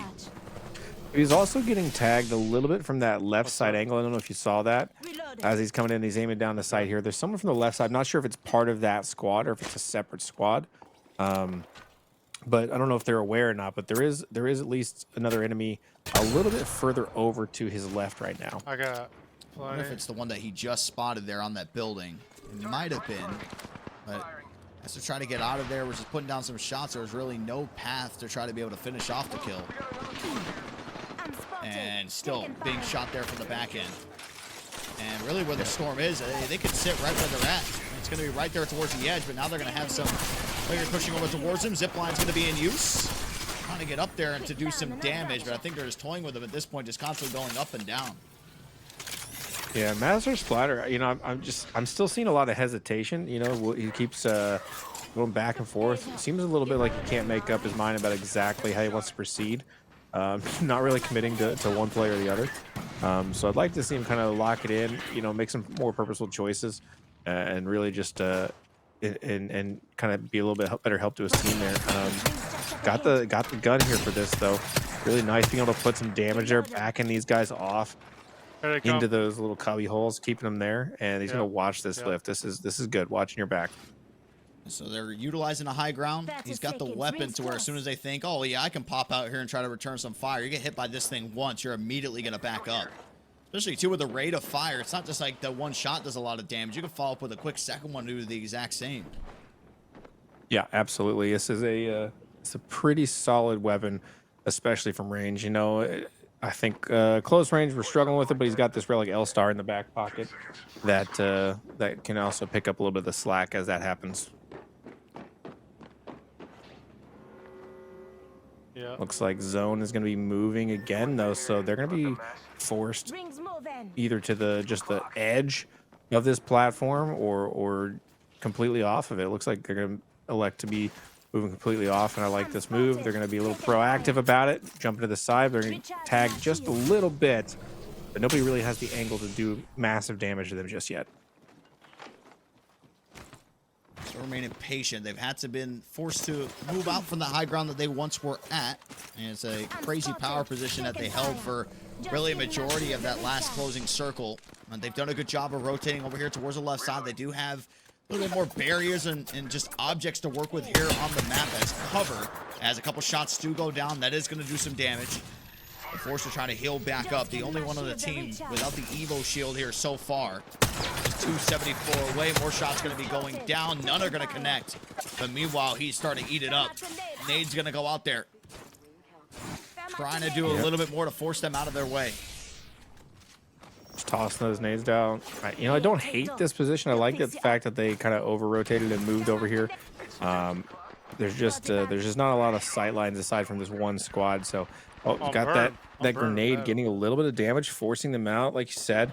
Now he sees that damage coming through, wants a little bit of the cleanup. Gonna be a little aggressive over here, but he has to remember his teammates are back here fighting another fight, so he doesn't want to get too far away from them. And now he's taking shots from the left. Really needs to get to some cover. And just a few more shots, and he would have been down. One of his teammates is. That's going to be failed, as they are able to knock one. And the revive does come in as well, so still all three teammates up, but they do not have a lot to work with right now. This shield battery is going to go through. It's going to be fully kitted out. Shots are going to be going down, bouncing back and forth in between the storm. And it almost looked like it was going to be an endgame cutscene going on right there, but it wasn't. It's going to be one team that's up on the bridge. They got one below. They got one up top. No shots still trying to come in. That's going to be another knockdown. It's going to be all left up to Yokai. Oh, man. You got this, Waiting Yokai. recovery. We'll have to see what's going on. Zone was moving in. So they're going to get forced into that action. We'll have to wait and see how it goes. But it looks like they're going to place third with 10 kills. So kind of had a great positioning there, but really just weren't able to eke it out at the end. Got forced out of that positioning. You know, and they rotated nicely, but I would have liked to maybe continue that rotation over. There was some room for them to maybe push that guy on the bridge if they were kind of all together, but they kind of got hung up fighting those guys to the right side, the back side there as they dove off. So I'd like to have seen them kind of just push as a team, kind of continue that rotation. It's kind of what we talked about too. It's like just from the play style, you kind of knew when you saw that end game stat line, the kills weren't really going to be up there. It was a little bit too passive from a majority of the time that we were over there, but you still take the third place finish. You still get some points along with those kills, and that's going to be at least good for them to try to rise up there into the rankings because things are starting to get real tight going down there. Let's head into our USAA replay so we can just kind of see how this first half of the kill race has unfolded here so far. Seeing some domination, mud count some in, and for other ones, we've seen just a lot of quick drops and immediately out of that lobby. Yeah, absolutely. And I remember this round right here. We've got Viper staying alive, just dominating this round, refused to die over and over, used about 400 different syringes. I think it had to be at least 400. Both his teammates go down. He's able to get them back up there right at the end of the match, and they really just killed us. Viper was just the expert of just staying alive, especially one shot, although we watched him go down right here, but his teammates are going to clean this one up for the win, I believe, at the end of this one. So Viper so far has really been you know, a huge player in this tournament, I think. Yeah, I think that whole sequence that we just saw that was highlighted in the USAA replay was probably the most impressive thing that we've seen. It was an impossible situation. They were pinned in. They were so deep in the storm. They had to fight off two different teams. And still at that time, they were able to come out of there with a victory. And then this is one of the closing moments that we ended up seeing coming out from Spartacus, Natty, and Trix. And it got a little hectic here going down the stretch. They took out one team previous towards this. They had another team that was just around here floating around. A teammate ended up dropping down. Immediately were able to get the knockdown and get the assist there as well. Had the self-revive, and it all led to a third place finish. There was one team that was just sitting off there. No one saw them. They did not shoot one time. There was two different fights going on, and this other team must have been just happy with the third party. Yeah, absolutely. And we're watching on board here with Master Splatter, this push up the hill. Master Splatter goes down. Teammates able to clean up that damage that he did. They're going to get this revive, and this was the round we just watched. They kind of were able to move in. They played a little too slow, I think. You know, moving forward, they're going to have to like pick it up a little bit because they find themselves here in this position where, you know, they're down in this trench, and they're just going to get slowly kind of taken out one by one. For you know, still a top 5 finish, but not as many kills as they would have liked to have had on the board. I think if they could speed it up a little bit, be a little bit more decisive on their plays, I think they would see a little bit better performance. Yeah, we'll have to see if they're going to be able to pick it up. And I think when you start to go down the stretch, of course, you'll be able to see the leaderboards as it's going on to see what they're going to be able to do and kind of what's necessary for them to try to place in that money. Remember, you only get it if you get that first place or that second place finish, jersey, gift cards, you name it. We're going to head to a commercial break. When we do come back on the other side of this Navy MWR Esports Winter Series, we will have the closing moments of our Apex Legends kill race. Do not go anywhere. Welcome to Navy Morale, Welfare, and Recreation. Our services perfectly fit the active duty service member's lifestyle. Navy MWR's mission is to deliver high-quality, customer-focused programs and services that contribute to the resiliency, readiness, and quality of life of sailors and their family members. Our MWR programs offer tons of fun, from sports and recreation, to entertainment, to dining, to lodging. It's all here. One of MWR's most important programs is fitness, which includes sports and aquatics. Installation fitness programs include fitness centers that support the recreational and occupational fitness and conditioning needs of sailors. Our centers feature various cardio and weight training equipment, basketball and racquetball courts, and group exercise option. At most installations, sailors have access to a pool for recreational use in lap swimming, water-based exercise classes, and swim strokes and water safety skills improvement. Navy MWR's trained fitness professionals also deliver educational classes such as fundamental nutritional fitness via Mission Nutrition, safe dietary supplement use through Operation Supplement Safety, and planning healthy meals using the Meal Builder. Our sports programs feature facilities and spaces for self-directed and informal sports. The intramural sports program offers Captain's Cup and individual and team leagues, tournaments, and events. The Navy Operational Fitness and Fueling System, NOFS, is our world-class fitness program. Available enterprise-wide, NOFS is a scientific, evidence-based program for the active duty sailor.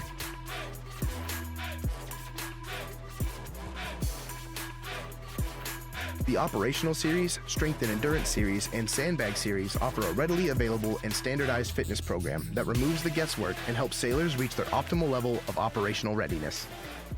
Additionally, sailors can build healthy meals using the NOFS app, an easy way to understand both what and how much to consume at each meal. The NOFS Meal Builder supports weight loss, muscle gain, and weight maintenance through recommended calories. NOFS training sessions and education are provided by certified MWR fitness professionals throughout the fleet, online at NavyFitness.org and via the NOFS mobile app. Mission Nutrition is a standardized, science-based nutrition education course conducted by certified MWR fitness professionals. The course provides sailors with information on nutrition topics and ways to improve their eating habits and overall health. Sailors who possess the athletic skills to compete above the intramural level in team or individual sports have the chance to represent the Navy at higher-level athletic competitions through the Navy Sports Program. All Navy teams participate in the DoD Sports Program and compete in the Armed Forces Sports Championships. The Navy Sports Program fields all Navy teams in bowling, cross-country, wrestling, basketball, soccer, triathlon, volleyball, softball, golf, rugby, and marathon. The Community Recreation Program engages sailors by providing recreational programs and services in outdoor recreation, discounted tickets to local attractions, leisure skills development classes, recreation equipment rentals, and more. The Liberty Program offers junior sailors a place to discover new leisure interests, use computers, play video games, watch movies, participate in local activities, and trips to explore the local area.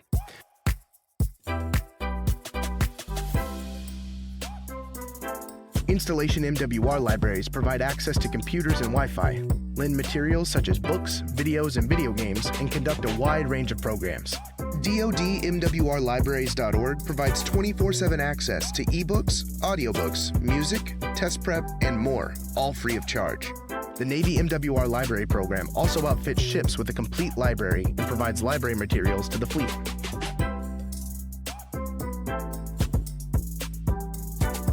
Navy MWR Esports is a community recreation initiative designed to provide entertainment and recreation opportunities and provide top-quality esports competitions to the Navy community. Information on our MWR programs and services is as close as your smartphone, tablet, or computer at www.navymwr.org. Here you can find all things MWR. This site also has links to all Navy installation MWR websites so that you can get all the local, up-to-date MWR information on events, movie showtimes, purchase tickets to local attractions, and more. Remember, as you journey through your Navy career, MWR is with you every step of the way.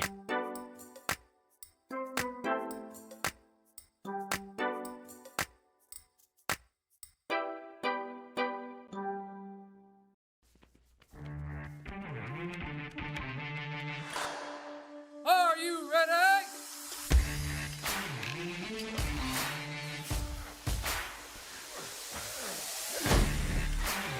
Operational readiness, Manpower and mandate. are not possible without a lethal, capable, and ready Navy. Navy Operational Fitness and Fueling System, NOFS, is an evidence-based human performance system Providing fitness and nutrition guidance. Designed to build resiliency and durability. by utilizing the system. Sailors learn to train effectively, train safely, and fuel their bodies appropriately. NOFS improves operational performance, Decreases the incidence and severity of musculoskeletal injuries, and reinforces fueling habits. Operational demands place physiological and mechanical stress on the body. It is important that sailors are physically prepared to sustain a productive and healthy career. NOFS has moved away from a traditional fitness model into a movement-based system that restores movement, trains movement, and fuels movement. NOFS. a training system designed to take care of the Navy's greatest assets. our sailors. Are you ready? America's Navy. forged by the sea. Always ready!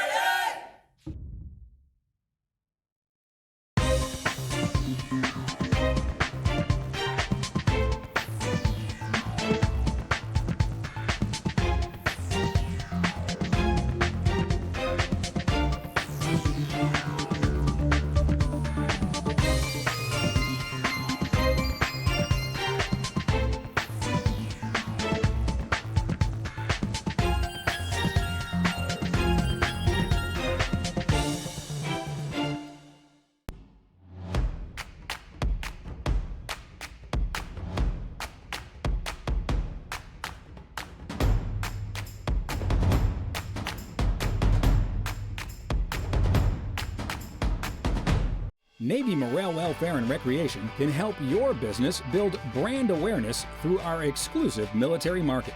We offer a variety of customizable sponsorship and advertising packages through Navy MWR promotions, events, and digital platforms at installations around the world. Come make an impact on the lives of service members and their families, all while earning a measurable return on your investment. Find out more at navymwr.org/sponsorship. Everything you need for a fulfilling career is at the Navy's Fleet and Family Support Program. Visit usajobs.gov and search FFSP. We're hiring civilians, military spouses, and transitioning service members to join our diverse team and make a real difference in the Navy. To find your future, visit usajobs.gov and search FFSP.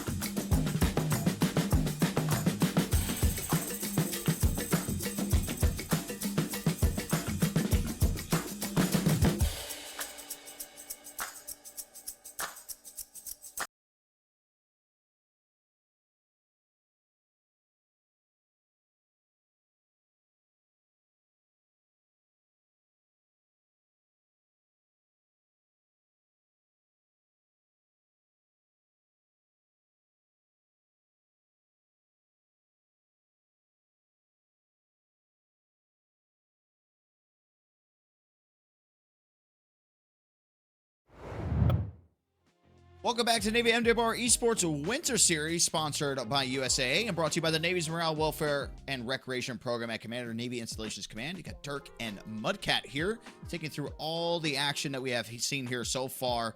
We are approaching, Mudcat, the final hour of the kill race, and things are starting to get pretty close. Undiscovered still is sitting at number 1 with 140 points, but they do have the Goons right behind them at 93. That is the 1 and 2 battle that we're currently monitoring. Oh, yeah, and that's got a lot closer since the last time we talked about it. I think we were talking about maybe a 60-point spread.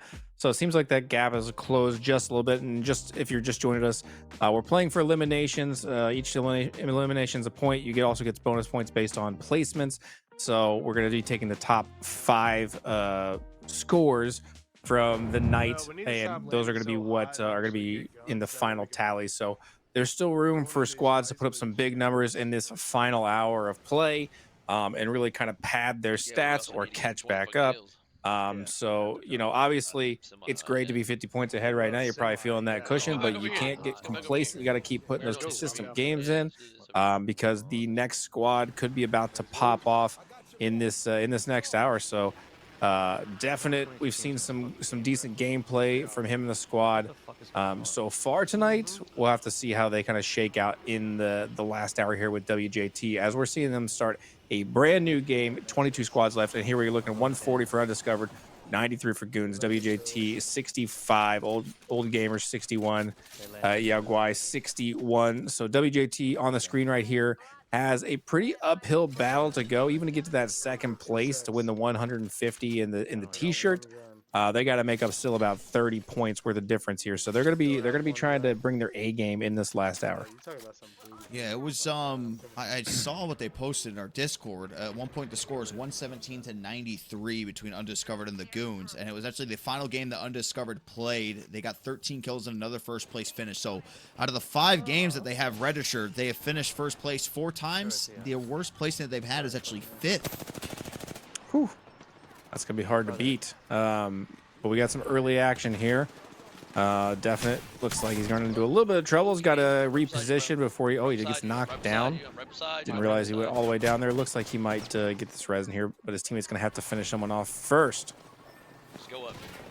All right, I was hearing this frustration creep in. He goes, "I'm right beside you. I'm right beside you. I'm right beside you. I'm right beside you." His team was just completely ignoring him. He tended to go on there, and then there you go. So add that to the mix. 17th place is where that finish was. So yeah, got to get out of this lobby, get straight back into another one. Didn't even have a kill to go along with it. On the right side, so I'm sure they're not going to want that one there on the tally as we jump over to Exotica. This is the #1 team right now, Undiscovered. Exotica, Anti, and Draw. My lord, that is who we are watching here. They have been dominating. I think even that's not even selling them full right there was the domination. It's been spectacular what we've been seeing from this team. Yeah, and Exotica's really been popping off. I think the whole squad's really had a nice showing tonight, but we've been seeing a lot of their perspective for the most part, and it's been a very solid showing. Looks like we have got. Okay, he's got Hemlock. He could possibly take the Mozambique. Chooses not to take either of them. He's got the EVA 8 in his pocket. I love this shotgun. Really fast pace. Got the car as well, and they are just going to be kind of chilling in this top position here. They got 2 seconds to those circle moves. Looks like they're popping some shields. Really considering where their next move is, and they're going to go down this zip line. They see another squad here coming in hot. Got the assist, got the knock with that EVA 8. Really strong shotgun. Comms are electric here too, but oh no, missing every single one of those last few shots that would have done it. Doesn't end up getting the knockdown anyway, so now just have to try to finish it. They do have a teammate down, and they did drop, so now they could get the revive. Obviously want to try to get the kill off first. They're still trying to get into a better position to where they can get their revive to actually go through. And so reminding everybody out there as well that these are completely free to sign up for. It's all open to all active military personnel. Super easy to sign up. And honestly, they say that there's a cap on teams, but I've seen them go over that cap limit before. The more the merrier always. Head to Navy MWR.org/esports to sign up. We're going to have this exact same thing going on tomorrow. We do have different rules. So say, for example, if Undiscovered were to be the team that comes out on top of the victory, they all can't team again, but they can still play in a tournament with other teammates. So adds a little bit more competition, gets more people into the fold. And, it's going to be Friday. Get done with work, get back to where you live, and relax and try to play some competitive games with lots of great prizes. $500 gift card, jerseys on the line. Just so much to actually play for here when you're trying to gun for those top 2 finishes. Yeah, absolutely. A lot of games to get involved in, a lot of gameplay, and also a lot of opportunity if you are a business looking for commercial sponsorship. Tell you a little bit about the Navy MWR commercial sponsorship and advertising opportunities. You can promote your brand to over 1.5 million loyal military consumers while making an impact on the lives of military families. 100% of the proceeds support the Navy's morale, welfare, and recreational department, enhancing programs and support for the military community. So if this fits you, you can get more information on reaching the military market by visiting NavyMWR.org/sponsorship for those opportunities. And also, guess what? If you're streaming, you got your own personal brand stuff out there, too. You're getting some free viewership going along with that and getting your name out there in the Twitch world to all these people. Just saying. That's an easy way to put things. Yeah, that's true. Get in here. Get the notoriety in the community. Get the $500. Get the jersey. And it's a triple win. Speaking of triple wins, though, we'll see if these guys can pull out a dub. They got 8 squads left, 11 kills, at least that we can account for on their squad so far. Exotica, 9 of those are his. And we got 46 minutes left on the clock here. That's that's not an insignificant amount of time, but the clock is winding down. You know, if you're going to start performing, trying to catch up with this squad with WJT and Undiscovered and those other squads, you got to start making some moves. You gotta hope that they start getting some lobbies that tilt things. All the discussion in gaming is about skill-based matchmaking, right? That's what you need right now. If you're all these other teams playing, you're like, all right, Undiscovered's won 4 games at least out of the 5 they have registered. I'm assuming they probably played about 6 or 7 games. Come on, start putting in some sweaty lobbies. that's what you're hoping. But I'll break the news to everybody that's in this tournament. I mean, the lobbies might be sweaty. I'm not too sure, but they are just gunning through everybody. This might just be that they're better than everybody at this point. Yeah, they're obviously a very skilled team. You can also hear right now, if we take a listen, I'll be quiet in just a second, but they've got clear. They're constantly communicating. They're a really solid squad. They're having fun too. Lots of laughter. That's how you know you're in cruise control mode, where you can just, when stuff gets serious and you have all these gunfights that are going down, you're immediately able to lock in, and when they're done, you just start laughing and joking about something. Yeah, absolutely. And you'll notice the squads that play together a lot too. You know, you start listening to what they're saying. You know, really good squads that play together a lot. Less of their call-outs are, you know, over here. You know, they're higher level call-outs. They're talking about strategy, or they're not talking about strategy at all because they all know what to do and they all know how each other play. So it's really interesting listening to like a seasoned squad who plays together and how they communicate and what they think is important. Well, here comes the movement, and the shotgun gets the knockdown there on M, and then finds another one. That's going to be a squad wipe. So just alone here for Exotica, 12 kills, has a hand in another 2. So it's guaranteed to at least be 14 from what we're seeing here right now. And that's just throwing out a number, at least like a guarantee that we have. Yeah, we don't know what's else on the board. Obviously, 5 squads left. They're gonna be playing for the dub here, and they're looking really smooth. Those couple of kills in that building there just looked so heads up. They knew exactly where they were looking. They had the call outs, you know, really just wasn't even a challenge at that point. They popped in there, 1-2 done. And they're looking really supremely confident right now. You know, not much else to say about it. Like that's just how it goes sometimes. And hopefully the other squads are also doing well. But Undiscovered is definitely gonna be bringing it for the rest of the tournament, I think. Okay, maybe we could just take this. So just floating around, just trying to pick out to where they want to set up shop. And still in the early parts of this, that second ring still a little bit away from closing, but they will have a little bit more of a trek to where they have to go to. And I think now they're finally realizing that, but the easy pathway to be able to get into the zone. As they'll charge up and have some liftoff going back the other way. Also trying to do some little recon up there in the air to see if they're able to spot anything. Doesn't look like anything here in the Forbidden Zone. There's people there. Oh, never mind. As soon as I say that. Gets popped right in the face. He's throwing that zip line out there. It looks like they're going to make this push. They got shields going, and they're just going to go ahead and push it forward. They never back down from any of the fights. I mean, he threw the zip line directly at their face, got shot, and they're like, okay, cool, let's go ahead and push this. Shots are going to be going down, not able to connect on anything just yet. And they do have that upper positioning up here on the hill. Isn't even going to matter, though. Another grapple is going to come out. Not a whole lot's going to be done, though. And there's a lot of damage. Here comes the self-revive. And he gets taken out. Wow, got naded. Must have went over the force field there, and they're going to place 5th. Wow, did not see that coming. They were looking so strong throughout that whole match. Just got themselves in a little bit of trouble there. Not able to put it together. Interesting, though. I wonder how many kills they pulled down in that one. We'll have to look out later and see if that's in their top 5. But right now, we're on board looking at Spartacus right now. Seeing, you know, they've had decent damage. He was rocking around with those P2020s earlier, really trying to do something. But we'll have to see. This is the old gamers that we're on board with, so we'll see if they're able to bring it out. I'm not sure where they're sitting in the leaderboard right now. We'll take a quick peek in here and see what I can see. I'm waiting to see if because obviously that placing that Undiscovered just got, that matched their worst placing that they have in their top 5 at 5th. So at that point, it just matters if there's maybe more kills that they had to go around.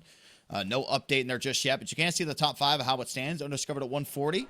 a sizable lead, and then you have the Goons at 99, and then there is a Bro, I'm big lagging drop off bad. there. But that third, fourth, and fifth place race, that is as neck and neck as everything can possibly get. I mean, at this point, right, we saw the else clock when lagging? it was up there, so it's probably about like 40 to 35 minutes left. Is it even realistic to make a comeback if you're Goons to be able to knock down Undiscovered with the lead that they have? Okay. Yeah, I don't know. That's a tough lead, man. That's it's 41 points. You would have to have maybe 2 back-to-back banger games really, really fast. You'd have to pull out a win with 20, 25 kills. And you'd have to do it back-to-back very quickly in the next 35 minutes. That's an uphill battle, and I don't know where they're at right now. Maybe they're in the middle of a match and that's what's happening, but that's what they have to do right now in order to kind of make up that gap. Now, but just to remind you, the first place team is going home with $500 Navy MWR jerseys, but the second place team is going to get the $150 gift cards and the Navy MWR t-shirt. So second place not going home empty-handed. So even if the Goons can't quite bridge that gap and get there, or can't hang on to the second place, at least going home with something. There's a lot of big stuff planned for 2025 when it comes to the Armed Forces Esports. Active duty sailors, this is your shot to represent the Navy in the ultimate stage. You can join the All-Navy Esports qualifier and compete in the Apex Legends for a chance to secure a spot in the 2025 Armed Forces Esports Championships. The qualifier tournament dates are December 12th, 13th, 18th, 27th, and 28th at 8 p.m. Eastern. Do not miss your chances. Sign up now at navymwr.org/esports. So obviously, we're seeing one of those qualifiers going down right now. So look, bigger picture here, Mudcat. This is something that we didn't really know up until we just saw this. This is all for the Armed Forces Esports Championship. These Apex Legends tournaments, is why there's probably so many of them, a chance to go out there and represent in 2025.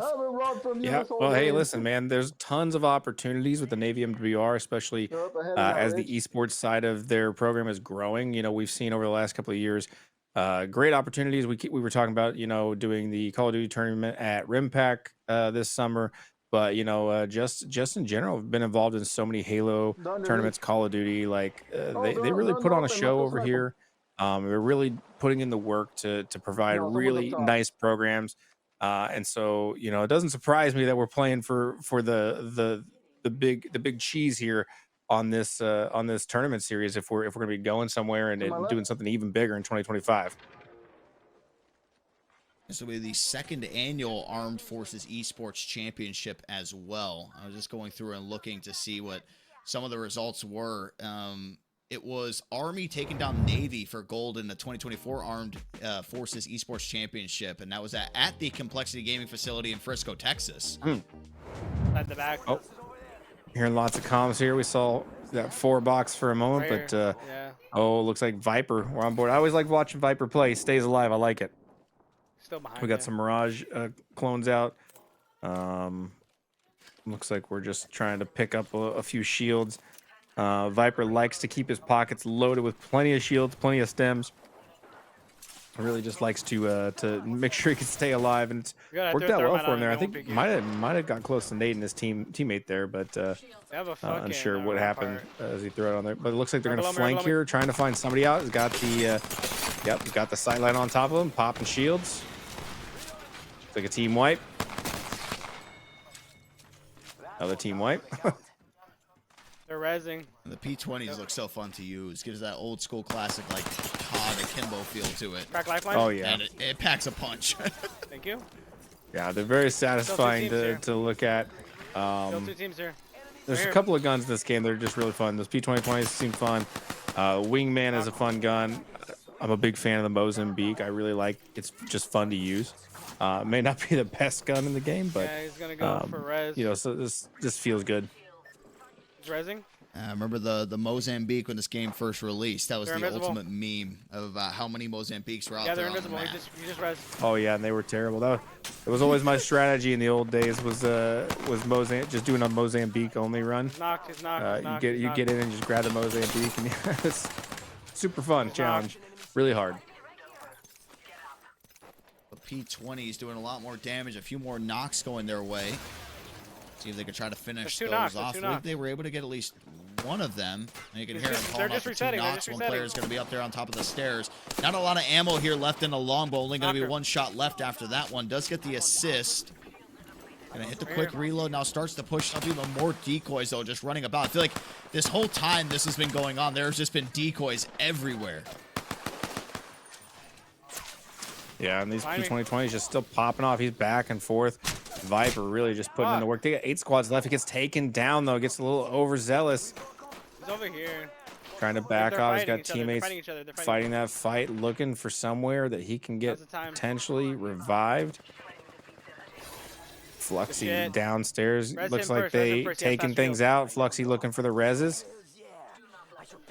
All right.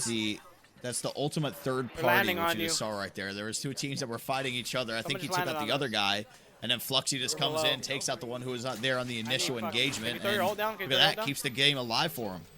Yep, absolutely. And no kills here for Viper on board, but he's watch out, grenade. Participating in at least 4, so we know of at least 4 here, but you know, obviously they need to win. They also need, you know, they're going to need as many kills as possible. So I like at least that they're being aggressive. They're taking these fights. They're getting in because, you know, it's do or die time right now. Last half hour, really going to start putting these numbers up on the board if you want to participate.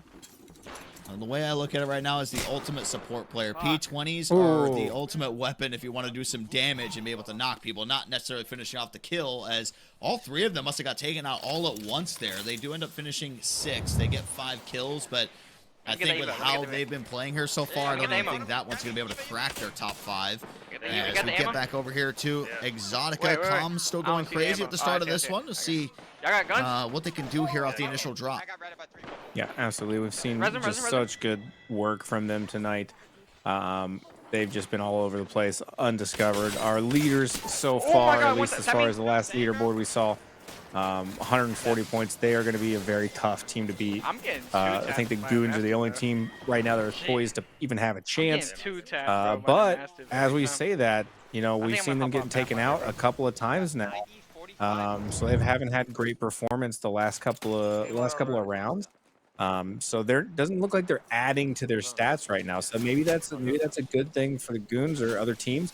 That Exotica and Undiscovered is having a little bit of trouble, you know, getting to the top of another leaderboard.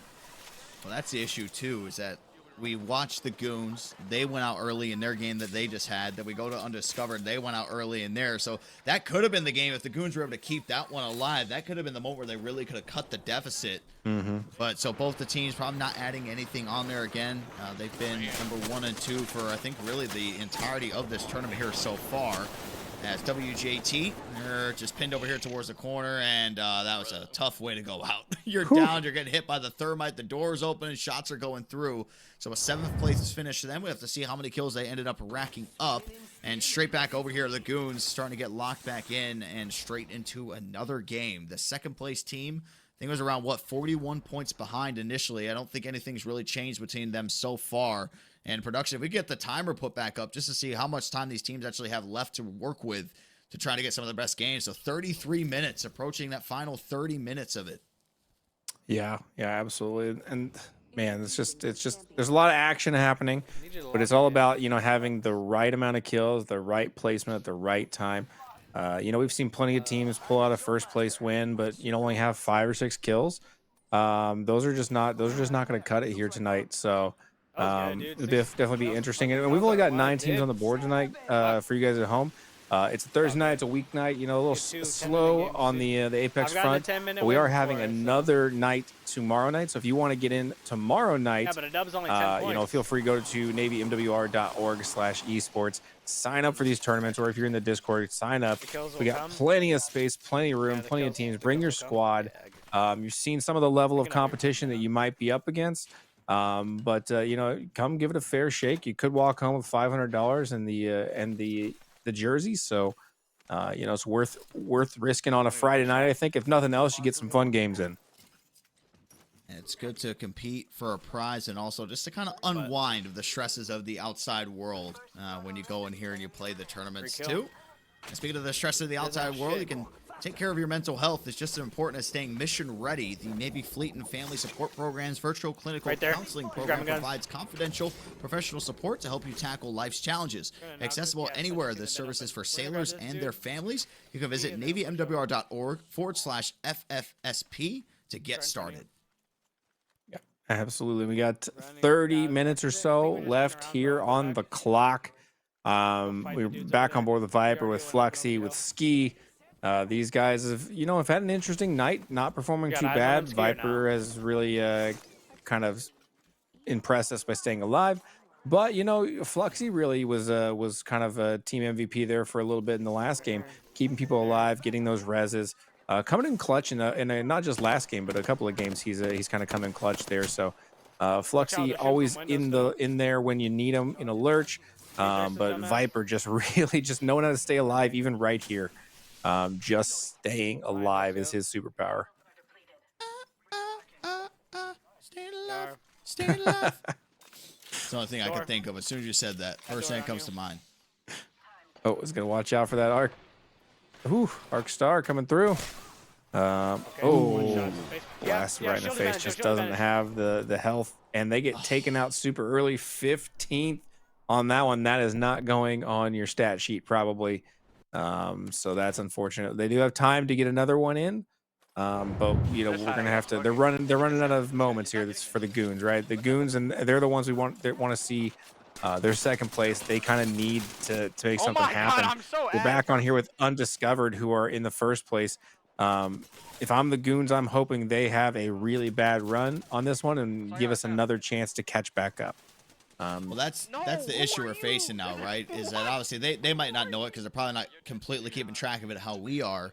That is now 2 games back to back where they could have had a chance to, depending on how the games went, taking a lead at that point in those 2 games. But they've had really bad starts to both of them, and then now they find themselves in that position. So everything's still looking good there for Undiscovered. But it's getting down there. I think in about 30 minutes, depending on how quickly those games go, you might have a chance for 2 more to try to get put in.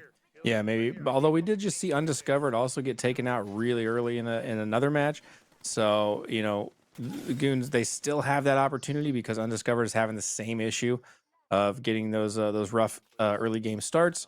But, really there's no more wiggle room, right? Like it's do or die now. The next 1 or 2 have to be just absolute banger first place finishes with a lot of kills. We're talking 20, 25 kills a piece. Per match to just to have a chance here. So for WJT, they're at 71 right now. So what they need is they need a first place finish and then some more kills to kind of pile on top of that. And then they could end up taking second place.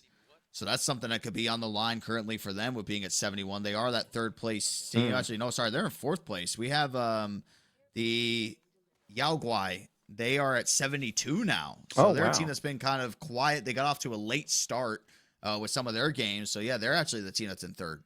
So we were talking about, the opportunity for the Goons to bring this thing back and kind of maybe challenge Undiscovered with a couple of big wins, right? But, maybe more likely is one of these teams, WJT, Iguai, maybe even Old Gamers, if they can really pop off here, have a chance at that second place, that $150, the Navy MWR t-shirt for that second place prize. So we have a couple of teams, the 3, 4, 5 teams are still maybe in the running to pull out a sneaky second place if the Goons keep having their problems and aren't able to get very far in their games. And this is where I think too, you also have to change the strategy, the way that you're playing compared to how you were at the start of the tournament. It can be a little bit, more laid back. You just kind of go out there getting some feelers out in those first initial games. But when things start to get tight like this, you have to have that careless mindset. It's like, okay, we're going to be going for kills in the win on this. There's no way that we're just trying to go for placement only. You have to really try to force your hand and constantly be in a fight. You can't just have a lot of that rotating around and playing smart, because at the end of the day, while the placement points are good in the end game, it's a lot better if you can get those kills stacked up. Yeah, absolutely. Especially when you see these other teams pulling wins and they've got 20 plus kills. Like, there's really, like, you got to go for it. Like you said, like, there's really no point in winning a match with 5 kills. Like you just, if you might as well just you die and start over, try again. You know, because other than that, you're not really gonna make those placements. But I think some of these teams are figuring it out. They're obviously we're seeing these guys as the stats kind of come in, they're inching up closer than we thought that they were. So this is a much, especially 2 through 5, much closer race than we maybe had thought. Some fights going down, but just going to be clobbered in there towards the gas. And I believe you just heard him say that he did end up getting res, so now they have to force it back out. So not able to get the cleanup kill there so far. They got the whereabouts of a couple players, able to pepper up with some shots, forcing them at least there on the back end. But nothing to come of it here so far. Yep, 9 squads left, 5 kills on the board here for definite in the squad. We'll see what they can do. I like their aggressiveness. You know, they got to be careful about being overly aggressive. Being aggressive and being stupid are 2 different things. So they want to, make sure that they're keeping it under control. Keeping that controlled chaos as they push forward. But I like the hustle. I like the aggressiveness here. Taking their time, just getting all their armor back up, and deciding to just set up shop here so far. Wait for them to try to make their move. And just going to be able to go to the crate, swap it out, get themselves some more shield battery. And just, it's always tough in these situations. You force yourself into a little bit of a stalemate here, and no real room for adjustment on either side. And obviously, you're both in the storm, so you really don't have that sense of urgency to try to push the other team out of the way. But as soon as I say that, of course, it's Ghostface. He's been leading the charge every single time for this team. He's doing it against once more. Yeah, and that's good. Like they're in that little bit of a pickle where they're kind of they should stay back. They should be playing cautiously like they were, but they do know in the back of their minds, like, we got to rack these kills up. We gotta keep moving. We gotta get moving. So obviously, Ghostface leading that charge. Like we gotta put the pressure on, and and that can work out in their favor if they're able to play a little bit calmer and collected as they make this push. They're able to make those teams potentially make mistakes as they're trying to run away. You can use that aggression and really use it to your advantage and take over the gameplay here. That's what they do. They finally moved. They got a little bit to rotate whenever that ring does end up closing. And trying to get some shots down there with the Mastiff. Is going to be able to connect there on one of the nades. And can they get the cleanup kill? Still got the knockdown shield that they got to worry about. They're just going to leave that in the dust and instead try to push onto the other teams. And there's going to be assist there on the knockdown. A lot going on. And, you don't want to drop into the lava. They are able to finish up the kill. Yeah, able to confirm those kills. That Mastiff in hand for definite. Yeah, definitely a gamer of some years. I'm noticing he's missed a couple of shots because he's gotten real aggressive with that flick shot. Really trying to slide that mouse across the target. Got to be a little bit more careful on that, but definitely a veteran gamer. You can see it in the way he moves that mouse sometimes. But they're racking up kills. They got 6 that we know about. 5 squads left. They got a chance for a win here potentially, and they are on the move. They're on the hunt. They need. I don't think they feel comfortable with just 6 kills like we've talked about. I think they want more. And Definite does have the mother load that he can use too, so expect that to come out if they're out in the open. And they get into their next team fight to try to secure some things here. They do have 4 squads that they're going to be going up against. And they've already started anticipating this rotation. You can see how far away they were from that zone. But nobody in their sight just yet. All 3 of them are paired up together, but they are out in the open. I would call that out in the open. And they still got a few rocks that you can kind of work with. But depending if somebody has a high ground in the building that's right in front of them, that could put them in a very, very tough spot. Yeah, sometimes it's not about, whether you have cover right next to you, because obviously they have some rocks and things, but it's, they still have to move, right? They can't just sit there behind that rock. They're still being forced out between those rocks, which gives people plenty of opportunity to pop a shot into them, especially if they're on those high grounds that they're set up. So it's really about that path. Do you have a covered path or not? And right now they don't. They're very much, especially on this rail system here. On this road, they are just kind of sitting ducks from anybody who wants to be sniping down at them. But luckily, that's not the case right now. Nobody's spotted them just yet that we know about, so they're gonna get away free on this one and be able to hopefully get in some good positioning and continue this, rack up the kills, and then maybe get this, maybe use this high ground coming up to get a first place. Be interesting to see what this does to the second place race, because quite honestly, I mean, with the time getting close to about 15 minutes left, I think it's going to be real tough to try to knock down Undiscovered off that #1 spot. I think they have that secured. I think the second place race is going to be the more intriguing ride to close it out. Yeah. There's an outside chance that that goons could be popping off somewhere over on the side, but more likely it'll be people fighting for that second place spot, like you said. So definitely think some of these teams, WJT definitely in the running for that. So we'll have to see how that's shaking out. Picking up a Kraber. He's got 12 rounds in the pocket in the chamber. Let's see what we can do with it. The Kraber obviously really powerful if you can hit those shots.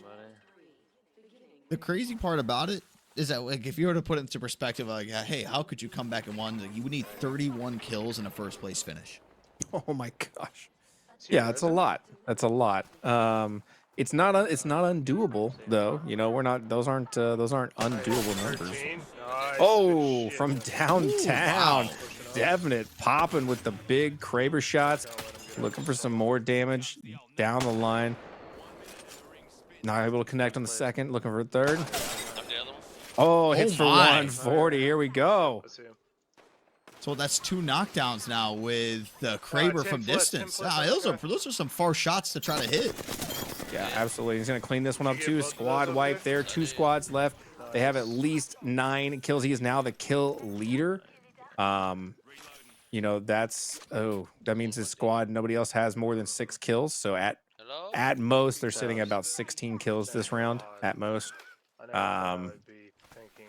With the first place finish. So that's decent. That's not bad. But you know, if they can get to 17, 18, 19, if that's possible for them here, that's what they're going to be trying to get to, because that's what they need.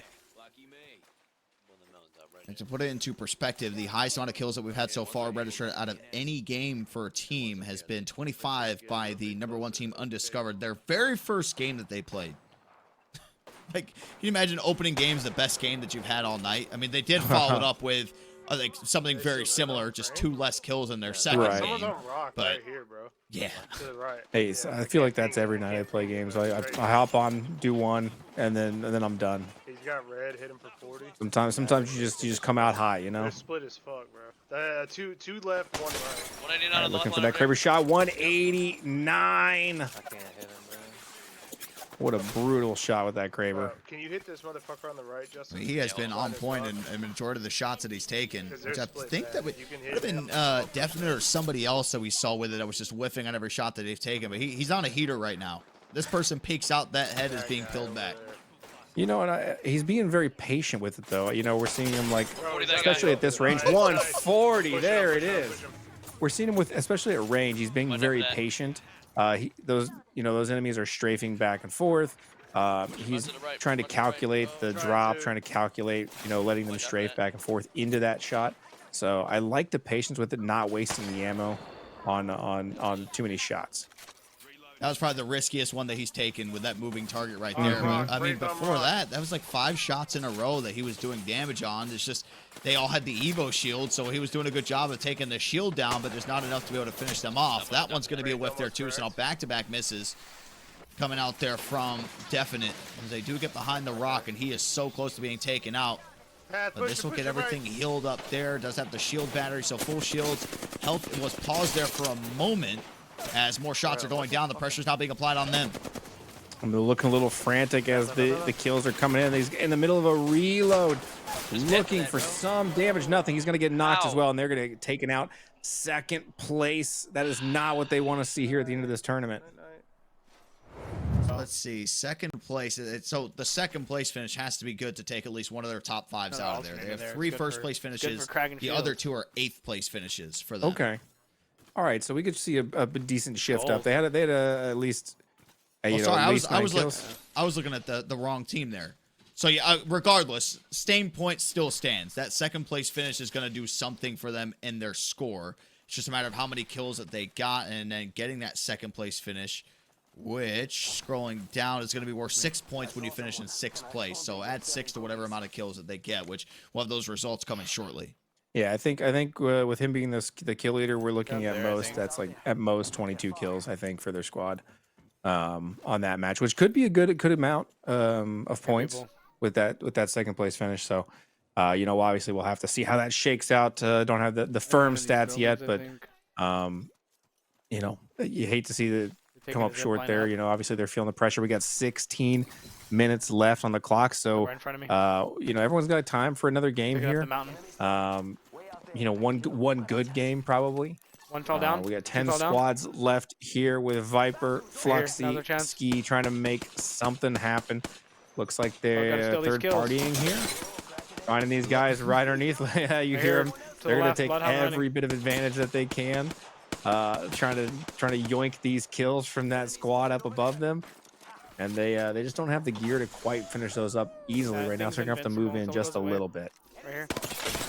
I don't think this team even knows where they're getting shot from. I think that the initial one, I think from the team that was up on top of the hill, but no, they're being pinched in from both sides. One's able to climb up and slowly start to escape, and oh my goodness, missing those shots by just a matter of inches.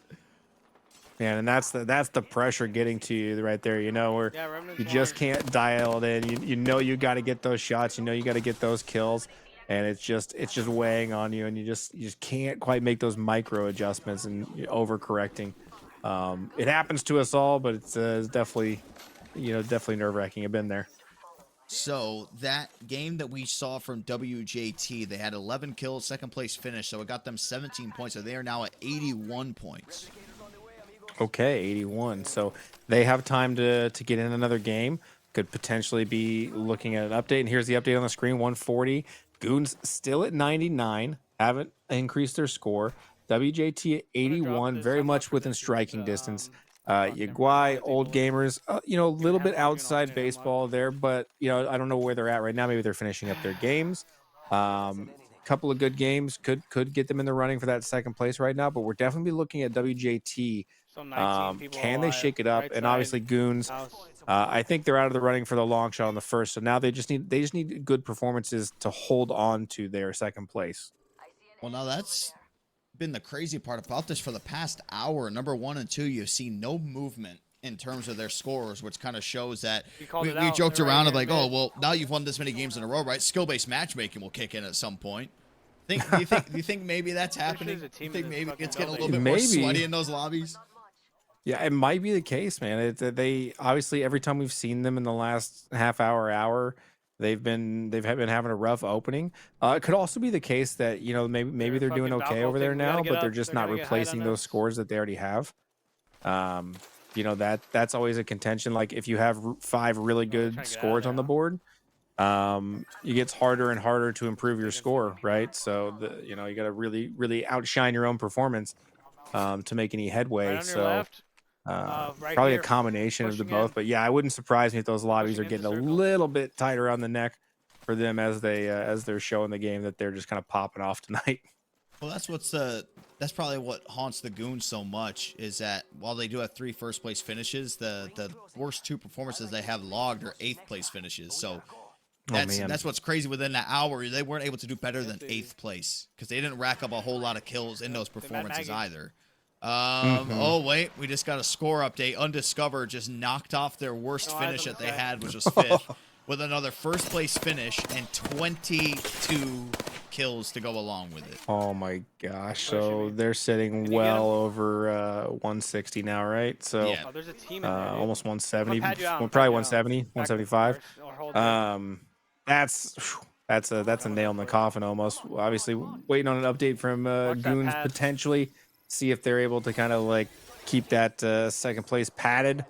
And then obviously WJT and these other squads have 12 minutes to make something happen to really knock off one of their lower performances and see if they can, you know, get going on something here. 12 minutes in a dream. Because like first place is done, so they'll get their gift cards, they'll get their jerseys. And so, yeah, really, it's just an eye for the second place to see how things are going to change. The one team we haven't had an updated score in quite a bit is Yaguai. They are still at 72. And then, of pushing over course, right we side. were looking at WJT. They had the second place finish. That put them all the way up to 81. So it's there's about 3 teams in a race for second, I would say safely. Yeah, absolutely. And there's a lot of action tonight, and you know, smaller crowd this evening. But we got plenty of games to come tomorrow and through this month. Yeah, he's not right As here we've on got me, the 2025 Armed Forces Esports taking off here. So if you're an active duty sailor, this is your shot to represent the Navy on the ultimate stage. Join the All-Navy Esports Qualifier and compete in Apex Legends for a chance to secure your spot in the 2025 Armed Forces Esports Championship. Qualifier tournament dates are tonight, December 12th, tomorrow the 13th, December 18th, December 27th, and the 28th at 8 p.m. Don't miss your chance. We've got plenty of tournaments coming up. You can sign up at navymwr.org/esports. Get involved. Something tells me tomorrow is going to be spicy. It's going to be Friday. Everyone's going to be off, off work for the week, and we're going to be seeing a lot of action. Probably a full lobby tomorrow, I bet. Yeah, when the weekend always rolls around is when we typically would get the best turnouts too. So we have a chance Friday to show out, and again, it's not just for playing for those prizes. A little bit more on the line too to be able to represent the Navy Esports in the 2025 Armed Forces Esports Championship. Wide array of games. At least from the research that I've done with it, when I clicked into the website I was looking at, it actually wasn't loading. But I believe there's a variety of games that were played. Call of Duty, I think that there was Halo play too, so it's not just one game that settled on. But I know that the U.S. Army Esports came out on top victorious. They took down the Space Force in the finals. So we'll see what the Navy's gonna have on their end too to try to go out there and compete. And of course, Apex Legends is that game where the qualifiers are currently running on through. So it should be good as we got 10 minutes remaining here in this kill race. Yeah, and we got 2 squads left. Viper, Ski, Fluxy. These guys are looking for a last-minute first-place finish. They obviously want to knock the dust off some of their scores. This is the Goons. They're in second place. They would love to pad that stat. First place is probably out of the question. Actually, it is out of the question at this point. But, there are teams gunning for this second place. So Goons are trying to hang on to it, trying to, stake their claim. If they are able to hang on to it, that's $150 gift cards for the players. The Navy MWR Esports T-shirt as a prize, and they'll be, there'll be a solid showing there, and then maybe they can come back tomorrow for potentially a win. Well, the issue is that there's just one squad remaining. If you start a game before that timer runs out, that game will still count, at least from my understanding. So they got to get this out of here. You don't want to a stalemate for however long, just kind of wasting all this time. But I mean, still with pretty a decently large zone where they're currently in right now, lots of buildings for somebody to be able to sit inside. It's tough. I mean, you can see maybe some frustration setting in too, because they're starting to get more active, starting to move around a lot more to try to hunt to find this last person. Yeah, absolutely. And that's the thing though, is they want that. They want to push for it. They want to make these last kills happen. They want to make this first place happen.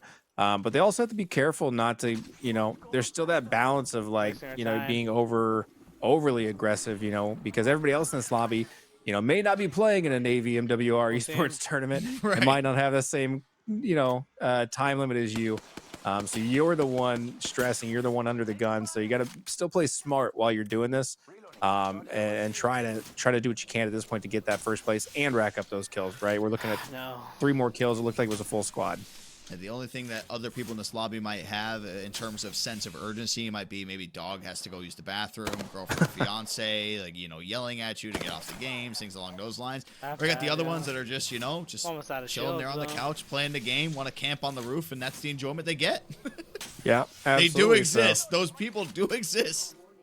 Yeah, hey, listen, whatever you got to do to enjoy your game, you should do it. Have fun the way you want to have fun. But these guys, they have a mission. They got to hold on to this second place. They got to put some stats on the board. They, obviously they'd love to start another game after a first place finish, really see what they can do in terms of boosting their score. But, who knows if they're going to really get this fight. They're kind of at a disadvantage downhill here, trying to find these angles, but this team is not giving them a lot. They're really playing very conservatively. And they don't want to drop off that building right now. Yeah, Viper actually switched to the single shot there on his hemlock just because of the angle was pretty tough to try to get at. as they're still trying to scope some things out. Let's talk to you about Navy Getaways. You can explore Navy MWR's fantastic RV parks, campgrounds with locations around the world. Enjoy amenities like barbecue areas, laundry facilities, playgrounds, and more. Some sites even have pools. Affordable cabins, cottages, townhomes, vacation rentals are all available now. You can book at navygetaways.com. As we had this conversation, right, of like there's 9 minutes left. You got to get out of this game. Look how much time has been burned off of this stalemate. Now Fluxy has also gone down. Yep, Fluxy goes down. Got 6 minutes left. They they're feeling that urgency, and I don't know what happened with Fluxy over there. It looked like he was trying to make. It looks like from his positioning, trying to make a flank, and it looks like they're switching positions now. They're taking over this area, this rooftop, and this could be bad for this other squad. This could be great for them. Immediately gives up the high ground though, goes for the risky play, wants to make it happen, wants to get this done, get it in the books, goes down himself though. This is not looking good for them. And it looks like Ski is the one who's got to save the day, but it might be surrounded as they're chasing him down, and he's going to go down in second place. I mean, still a great placing, but not able, every point's going to count for them. At least they have a chance now maybe to start another game. There we go. So they'll be able to at least get in and start that game, as you mentioned. So it was a second place finish, but at least they got out of the game. I think that's all that matters. That clock did not hit 0. So they were able to go right through. And probably what you're seeing are more than likely going to be the last games pending an early exit by any of the games that you're currently seeing. And we'll have to see if anything's maybe updated here on the scoreboards with some of these other teams that were fighting there. Still haven't gotten a score from Yao Guai in honestly in about like an hour and a half. So maybe they just did too good. They're placing. Here's their issue with this Yao Guai team is that their places aren't top heavy. So it's not like they have multiple first place finishes. They have a first, 2/3, a fourth, and a second. So like they're right in that range where a lot of the games that they're playing, unless they win, that's the only thing that's really going to knock it off. Yeah, absolutely. And looking at the goons there, I'm not sure if this will knock off their with the second place. I'm not sure if it'll knock off their points, but it looked like they had about 13 kills with that second place finish. So that's about 19 points. Not sure where that's going to put them, but it looks like it does bump them up a little bit. So it looks like we're taking off one of their scores. So Goons now at 111, Undiscovered 149, WJT at 81. So that's a 30-point spread that they have to make up. I'm not sure where they're at in their games right now. Uguay at 72, Old Gamers 62. They could be wrapping one up here. We got 4 minutes, so they potentially might be wrapping one up. We might be jumping another one with them as well. So everything's just kind of up in the air right now, especially with WJT. Not sure where they're at. We have Master Splatter. So Yao Guai, the team that we were talking about that we haven't seen a score change in a while, just because they've been right there in towards the middle. They are in 4th place. We'll see if they can have one final showing. So this will definitely be the last game for them. And a tough hill to climb for WJT to get up there. What they need 21 kills and a win. That would give them the lead. And then that's still pending that the team that's ahead of them, the Goons, just have a disaster game that doesn't register for anything. Yeah, and we obviously WJT, they could be wrapping a game up, and if they can get one started here in 3 minutes, so maybe there's still some room there depending on where they're at in their game cycles, but definitely that's a pretty surmountable amount too. So Goons might have secured themselves with that last game, a nice little cushion to be able to stay in that second place, win that 150. Undiscovered, obviously, I think going to take this one by and far. And they're going to win those $500 gift cards plus the jerseys. So we're just going to, but nothing's settled yet. I really like this format for that reason. We have a lot of different skill levels going on in this tournament. Obviously, these are just, kind of pickup games. And that's sometimes it can get a little bit daunting when there's just a God squad, in a bracket or something. And from the start, like this squad's going all the way or that squad's going all the way. But, here really the numbers are back and forth. People have a chance to come back. It really just depends, especially with skill-based matchmaking. It's, really it's kind of up in the air. So anything can happen. I like this format for that reason. 2 minutes and 30 seconds. Last call to get your games in. We're sounding the bell at this point. Last call for a game to count. But I would have to guess at this point, probably everybody's in their last game. So we'll finally see what the conclusion is going to look like here. For Master Splatter, just going with more of a loot-heavy attack here in this one, if you will. Just trying to go through there, loot as much as possible if they can do anything. But the teammates are, at least from looking at the map, they're pretty split up right now too. Yeah, absolutely. Uruguay, they've got 13 squads left. Looks like no kills so far for Master Splatter. Unsure about his teammates right now, but you know, obviously they're gonna be hunting around. Not really sure what they could do at this point, but obviously they want to put some showing, knock off some of those scorings, right? They want to at least have a little bit better showing tonight, but they're gonna have to find someone to kill to do that. Looks like their team might be engaged, but so far Master Splatter hasn't seen anything. Wait for me. Wait for me, folks. Yeah, Did you say come to me? he said, "Wait for me." Oh. So he's a little bit behind his teammates there, trying to loot a little bit, trying to catch up. Tells him to wait. Man, his teammates were way ahead of where he needs to be. I would have been doing the same thing. Yeah, it's tricky. You move fast in Apex, so you know you can get split up pretty easily.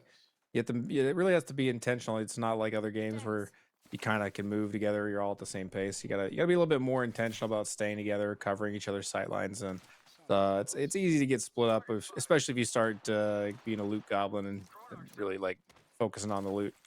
Oh shit, yeah, they're close. Master Splatter's seeing some action over here. He's got one running right by him. Didn't see him at first. He's gonna get that knock. Oh no! Right on cue with it. As soon as I went on, I heard the yell coming from him. That was tough. I don't think he expected or thought that there was going to be somebody that close just kind of galloping right in front of him. So he was at least able to knock one, but then the immediate follow-up does have that teammate support. They're going to go ahead and just stick the revive immediately. Going to be invisible while doing so. And they will just get away there for now, but you got to think that they're still probably people hot on their tail. Yeah, there's a solid res, and this timer is ticking down to 1. That's it. No more games can start. We are finishing whatever's on the board right now, I believe. Wow, here we go. Perfect. We got the red zone treatment. You're seeing these squads on the board. Definitely, the guys got 12 squads left. 5 squads for Exotica, Viper. 7 squads also for Master Splatter and Uruguay. So everyone's kind of doing their thing here. 11, 12 kills for Exotica and Undiscovered right now, just for Exotica, like 12 that he's been involved in. So they're not resting on their laurels just yet. They're making sure that first place goes through. Some pretty fresh games that we have currently going on there. You had mentioned the still squads that were left, Exotica and them more deeper into things, but still, I mean, it depends how you look at it, right? With people left can kind of be deceiving at times because there's 4 squads left, but they're still on the second ring on that top right. But we have seen Exotica and them have a game exactly like that when we didn't even get to the second rotation yet, and there was still 1 squad left that they were battling. Yeah, absolutely. And they've got 4 squads here. WJT was still in it last time we saw the 4 box, so they're trying to grind for that second place, I believe. But Goon Squad obviously trying to put that nail in the coffin on that, make sure that stays away. They'd have to give a pretty good performance and to be able to get that, but we'll have to see how that shakes out once we get the final stats. For now, Exotica staying alive. 4 squads left. See what his teammates can do. Draw looks like getting involved, taken down. They get taken out though, so that's going to be it for them tonight. But obviously they're not unhappy about their showing so far. On board here, WJT, they've only got 2 kills that we can account for. 8 squads left, so they're still kind of mid-game here. Have plenty of room to improve. See, you know, when your lobbies are starting to get more difficult is when you have guys with TTV in their name. That guy's name was, hey, Mom, look, I'm on TTV, that they just ended up dying to. So, but I mean, they ended up getting eliminated in that one. They had such a comfortable lead from all their dominant performances before. So congratulations to Undiscovered, but we're still monitoring the second place battle. And really, I've kind of lost track. I keep scrolling up and down to see if we're getting any new results yet to see how that's going to go. And of course, it's going to take a little bit once all these games end to be able to tally that up. But we'll have it by the end of the night. We know number 1, but the question is now, who is number 2? It's still, I think, 3 teams that are in that race, maybe leaning more closer to 2 to make it more realistic. But still, I think anybody's game at that point. Yeah, I think Goon Squad has it mostly locked down for number 2, but WJT I think has a shot. I think they're gonna have to get a lot more kills, though. You know, we're only seeing 3 on the board for them. I don't know what the squad's got, but they need to win, and they need a sizable amount of kills, I think, to really, because last we saw, I think there was a 30 point difference. So they're gonna have to make up some room there. So they really need to pop off. And I don't know if their score's been updated since we saw it last, but you know, they need every inch that they can get here. Yeah, we said that. Well, and it still all factors into if the goons, if they don't get a score that they can actually report into the system, then it'll be fine. But if they got 20 kills and a win, that would be a tie. So they would need 21 kills and a win. That would give them the 1 point edge over them to take second place. Yeah, that's absolutely. It's a lot. And you know, it's hard when we can't see like what the rest of the team has, you know. So we're kind of limited on that information. But with 7 squads left, you know, that's potentially 21, you know, 18 other players you could get kills on. So you could pop off. We'll have to see. They're gonna do what they can here on this one. They're able to get the knockout shield, doesn't play a factor. They're able to finish it off. So add that one on there. And I believe in the top right, if I'm not mistaken, after that one. So including them, there's only 10 players left. So unless you wipe the lobby, I mean, to get 10, I don't know. Yeah, it's definitely an uphill battle, but you know, it's not impossible. They're working their way through teams. If they can come in here for a third party, you know, maybe they could get some action going. I like this. They're being super aggressive now too. They're like, no, we're not playing the rotations or anything. They're straight up in the fight. Yeah, this is when it gets fun. You know, you got nothing to lose. You know, it's go big, go home. You're either going to get that second place or you're going to go home with nothing. So you might as well just kind of ball out here, do what you can. You got the car, you got the wingman in your pocket. You got plenty of well, you don't have plenty of shields. Busting that one shield right there. We'll see as they kind of move forward. They're going to do a little scavenging as they move up. I just got shot at from behind. Looks like shots coming in from the left, so they got to watch out getting third partied here. Yeah, he might be running low on some other utility. He does have a Phoenix kit, so if things get really bad and he could try to dip away, that'll at least be good for him. But nothing really came out of all that chaos that was there, and at least they were to stay alive. I guess that's the ultimate end game of things. He's crafting right now. Yeah, we got 5 squads left, 10 players on the board. So seven players they're contending with over 4 squads. That actually gives them pretty good odds. Honestly, that doesn't mean there's probably not too many full squads left with only 7 other players. So they definitely have a numbers advantage, I think, right here. So this could be great for them. They could pull out a W here. So you push up the mountain, and then we don't have to sit there and fight down low. Yeah. We're gonna try to go up high. So there we go. Just trying to talk some things up. They said that they want to push up in towards the mountains, so that way they don't have to fight the battles down here. And it's exactly where the zone is going to be closing in on. So we'll see if they are able to get up that high ground. The issue is, though, they don't really have a lot of weapons that they can use from that deep of a range. I feel like with currently, at least from what we're seeing, Definite's arsenal. One's on me. One's on me. And Definite getting away with just an inch of health, just an inch of life left. How'd they give it to you? Trying to pop a little bit of shields there, getting the health back up. Oh, gets a little damage, but he's gonna get pushed here. Bro. He has to be. Gets knocked. Hearing calls for cheating, so there may be a little, I don't know if that's legitimate or if that's just a little bit of salt in the water, but either way, you heard it there. They're taking it seriously. They, you know, well, it's a big accusation you're making. If there was, the cheater just died. So, yeah. It must be a really bad cheater. That's you know, sometimes it's legitimate. You know, you run into those cheaters. Sometimes, you know, it's just the heat of the moment. Just things don't seem possible. You go back, you watch the footage, and you say, okay, well, I was just bad. The older I've gotten, and when I start playing some of these games, that's my first accusation. Like, he's got to be, because there's no way people are this good anymore. And I was like, oh well, I just don't have it anymore. So that's the 2 and 2 I put together. Yeah, man. If you don't, it's one of those skills. If you don't keep up on it, then sometimes you just get outpaced. It's like the ultimate. I got to get back in the gym, but just got to get back to playing video games consistently. Yeah, exactly. I don't even want to load up a shooter game after not playing one for as long. Like I can't remember the last shooter game I actually like sat there and grinded and tried playing. So I don't even want to see what I'm like now. Yeah, we can go back around. Man, it's disheartening once you get to a certain point. Trust me, I've been there. We're not gonna make it. Oh man, all right, 5 squads left. 14 players. That means we've actually had a player increase. So we've got some revives. We've got some players bought back here. So numbers have shifted a bit. Circle's still pretty large for 5 squads, or has been. So it's going to start tightening up here a little bit now, though. We still have a minute and a half, but we'll see probably on this next rotation. If they're still alive here, things are going to get real chaotic as they start moving into the smaller circle. He does have his ultimate too, so I wonder if that might play a factor at some point, but it looks like there's somebody even closer to them, so he's going to do a good job of just being able to dip out and get out of harm's way. It's going to end up getting healed up there too. Shields are going to be popped, and there's the shots. That's the one that caught him off guard, is the person that's over there to the left, and here comes the ultimate. Maybe that can try to push them back just a little bit more while give them some time to heal up. And there is one player inside of the shields. He's going to have no shields left, and they do get the knockdown. Can they get the final kill, though, is the question. Things getting real chaotic here. We're not even in that final circle. Yeah, we're looking at somebody left side potentially coming their way.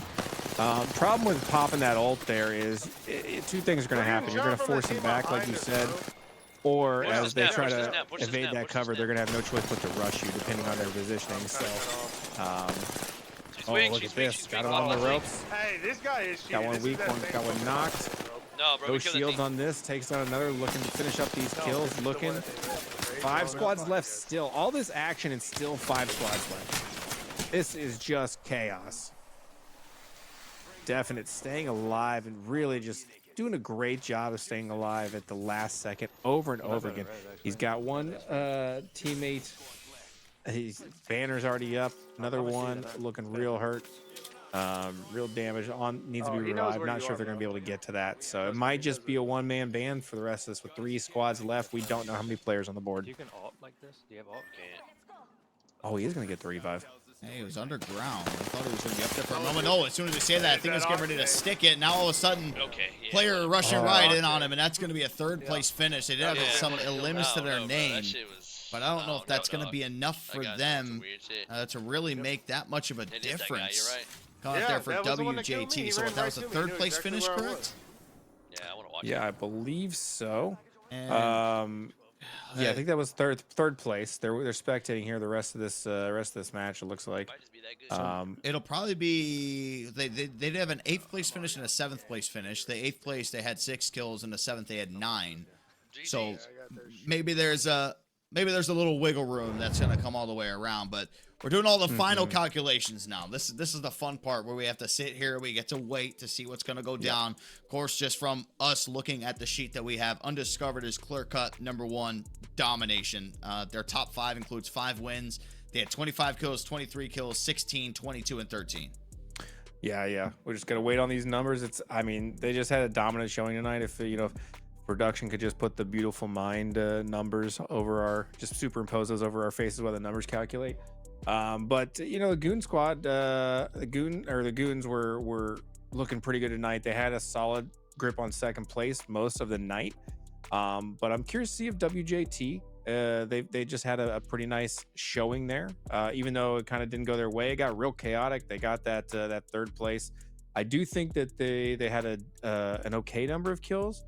I think I saw at least 4 or 5. I'm not sure how that shook out by the end. It was watching more of the action than the numbers, so could be a better showing, especially with that 3rd place. I think they'll knock at least one of their places out, but is it enough to take that 2nd place? I don't know. That's gonna be an uphill battle, I think, but definitely a lot of action tonight, and I'm looking forward to seeing what we get into tomorrow with hopefully more teams.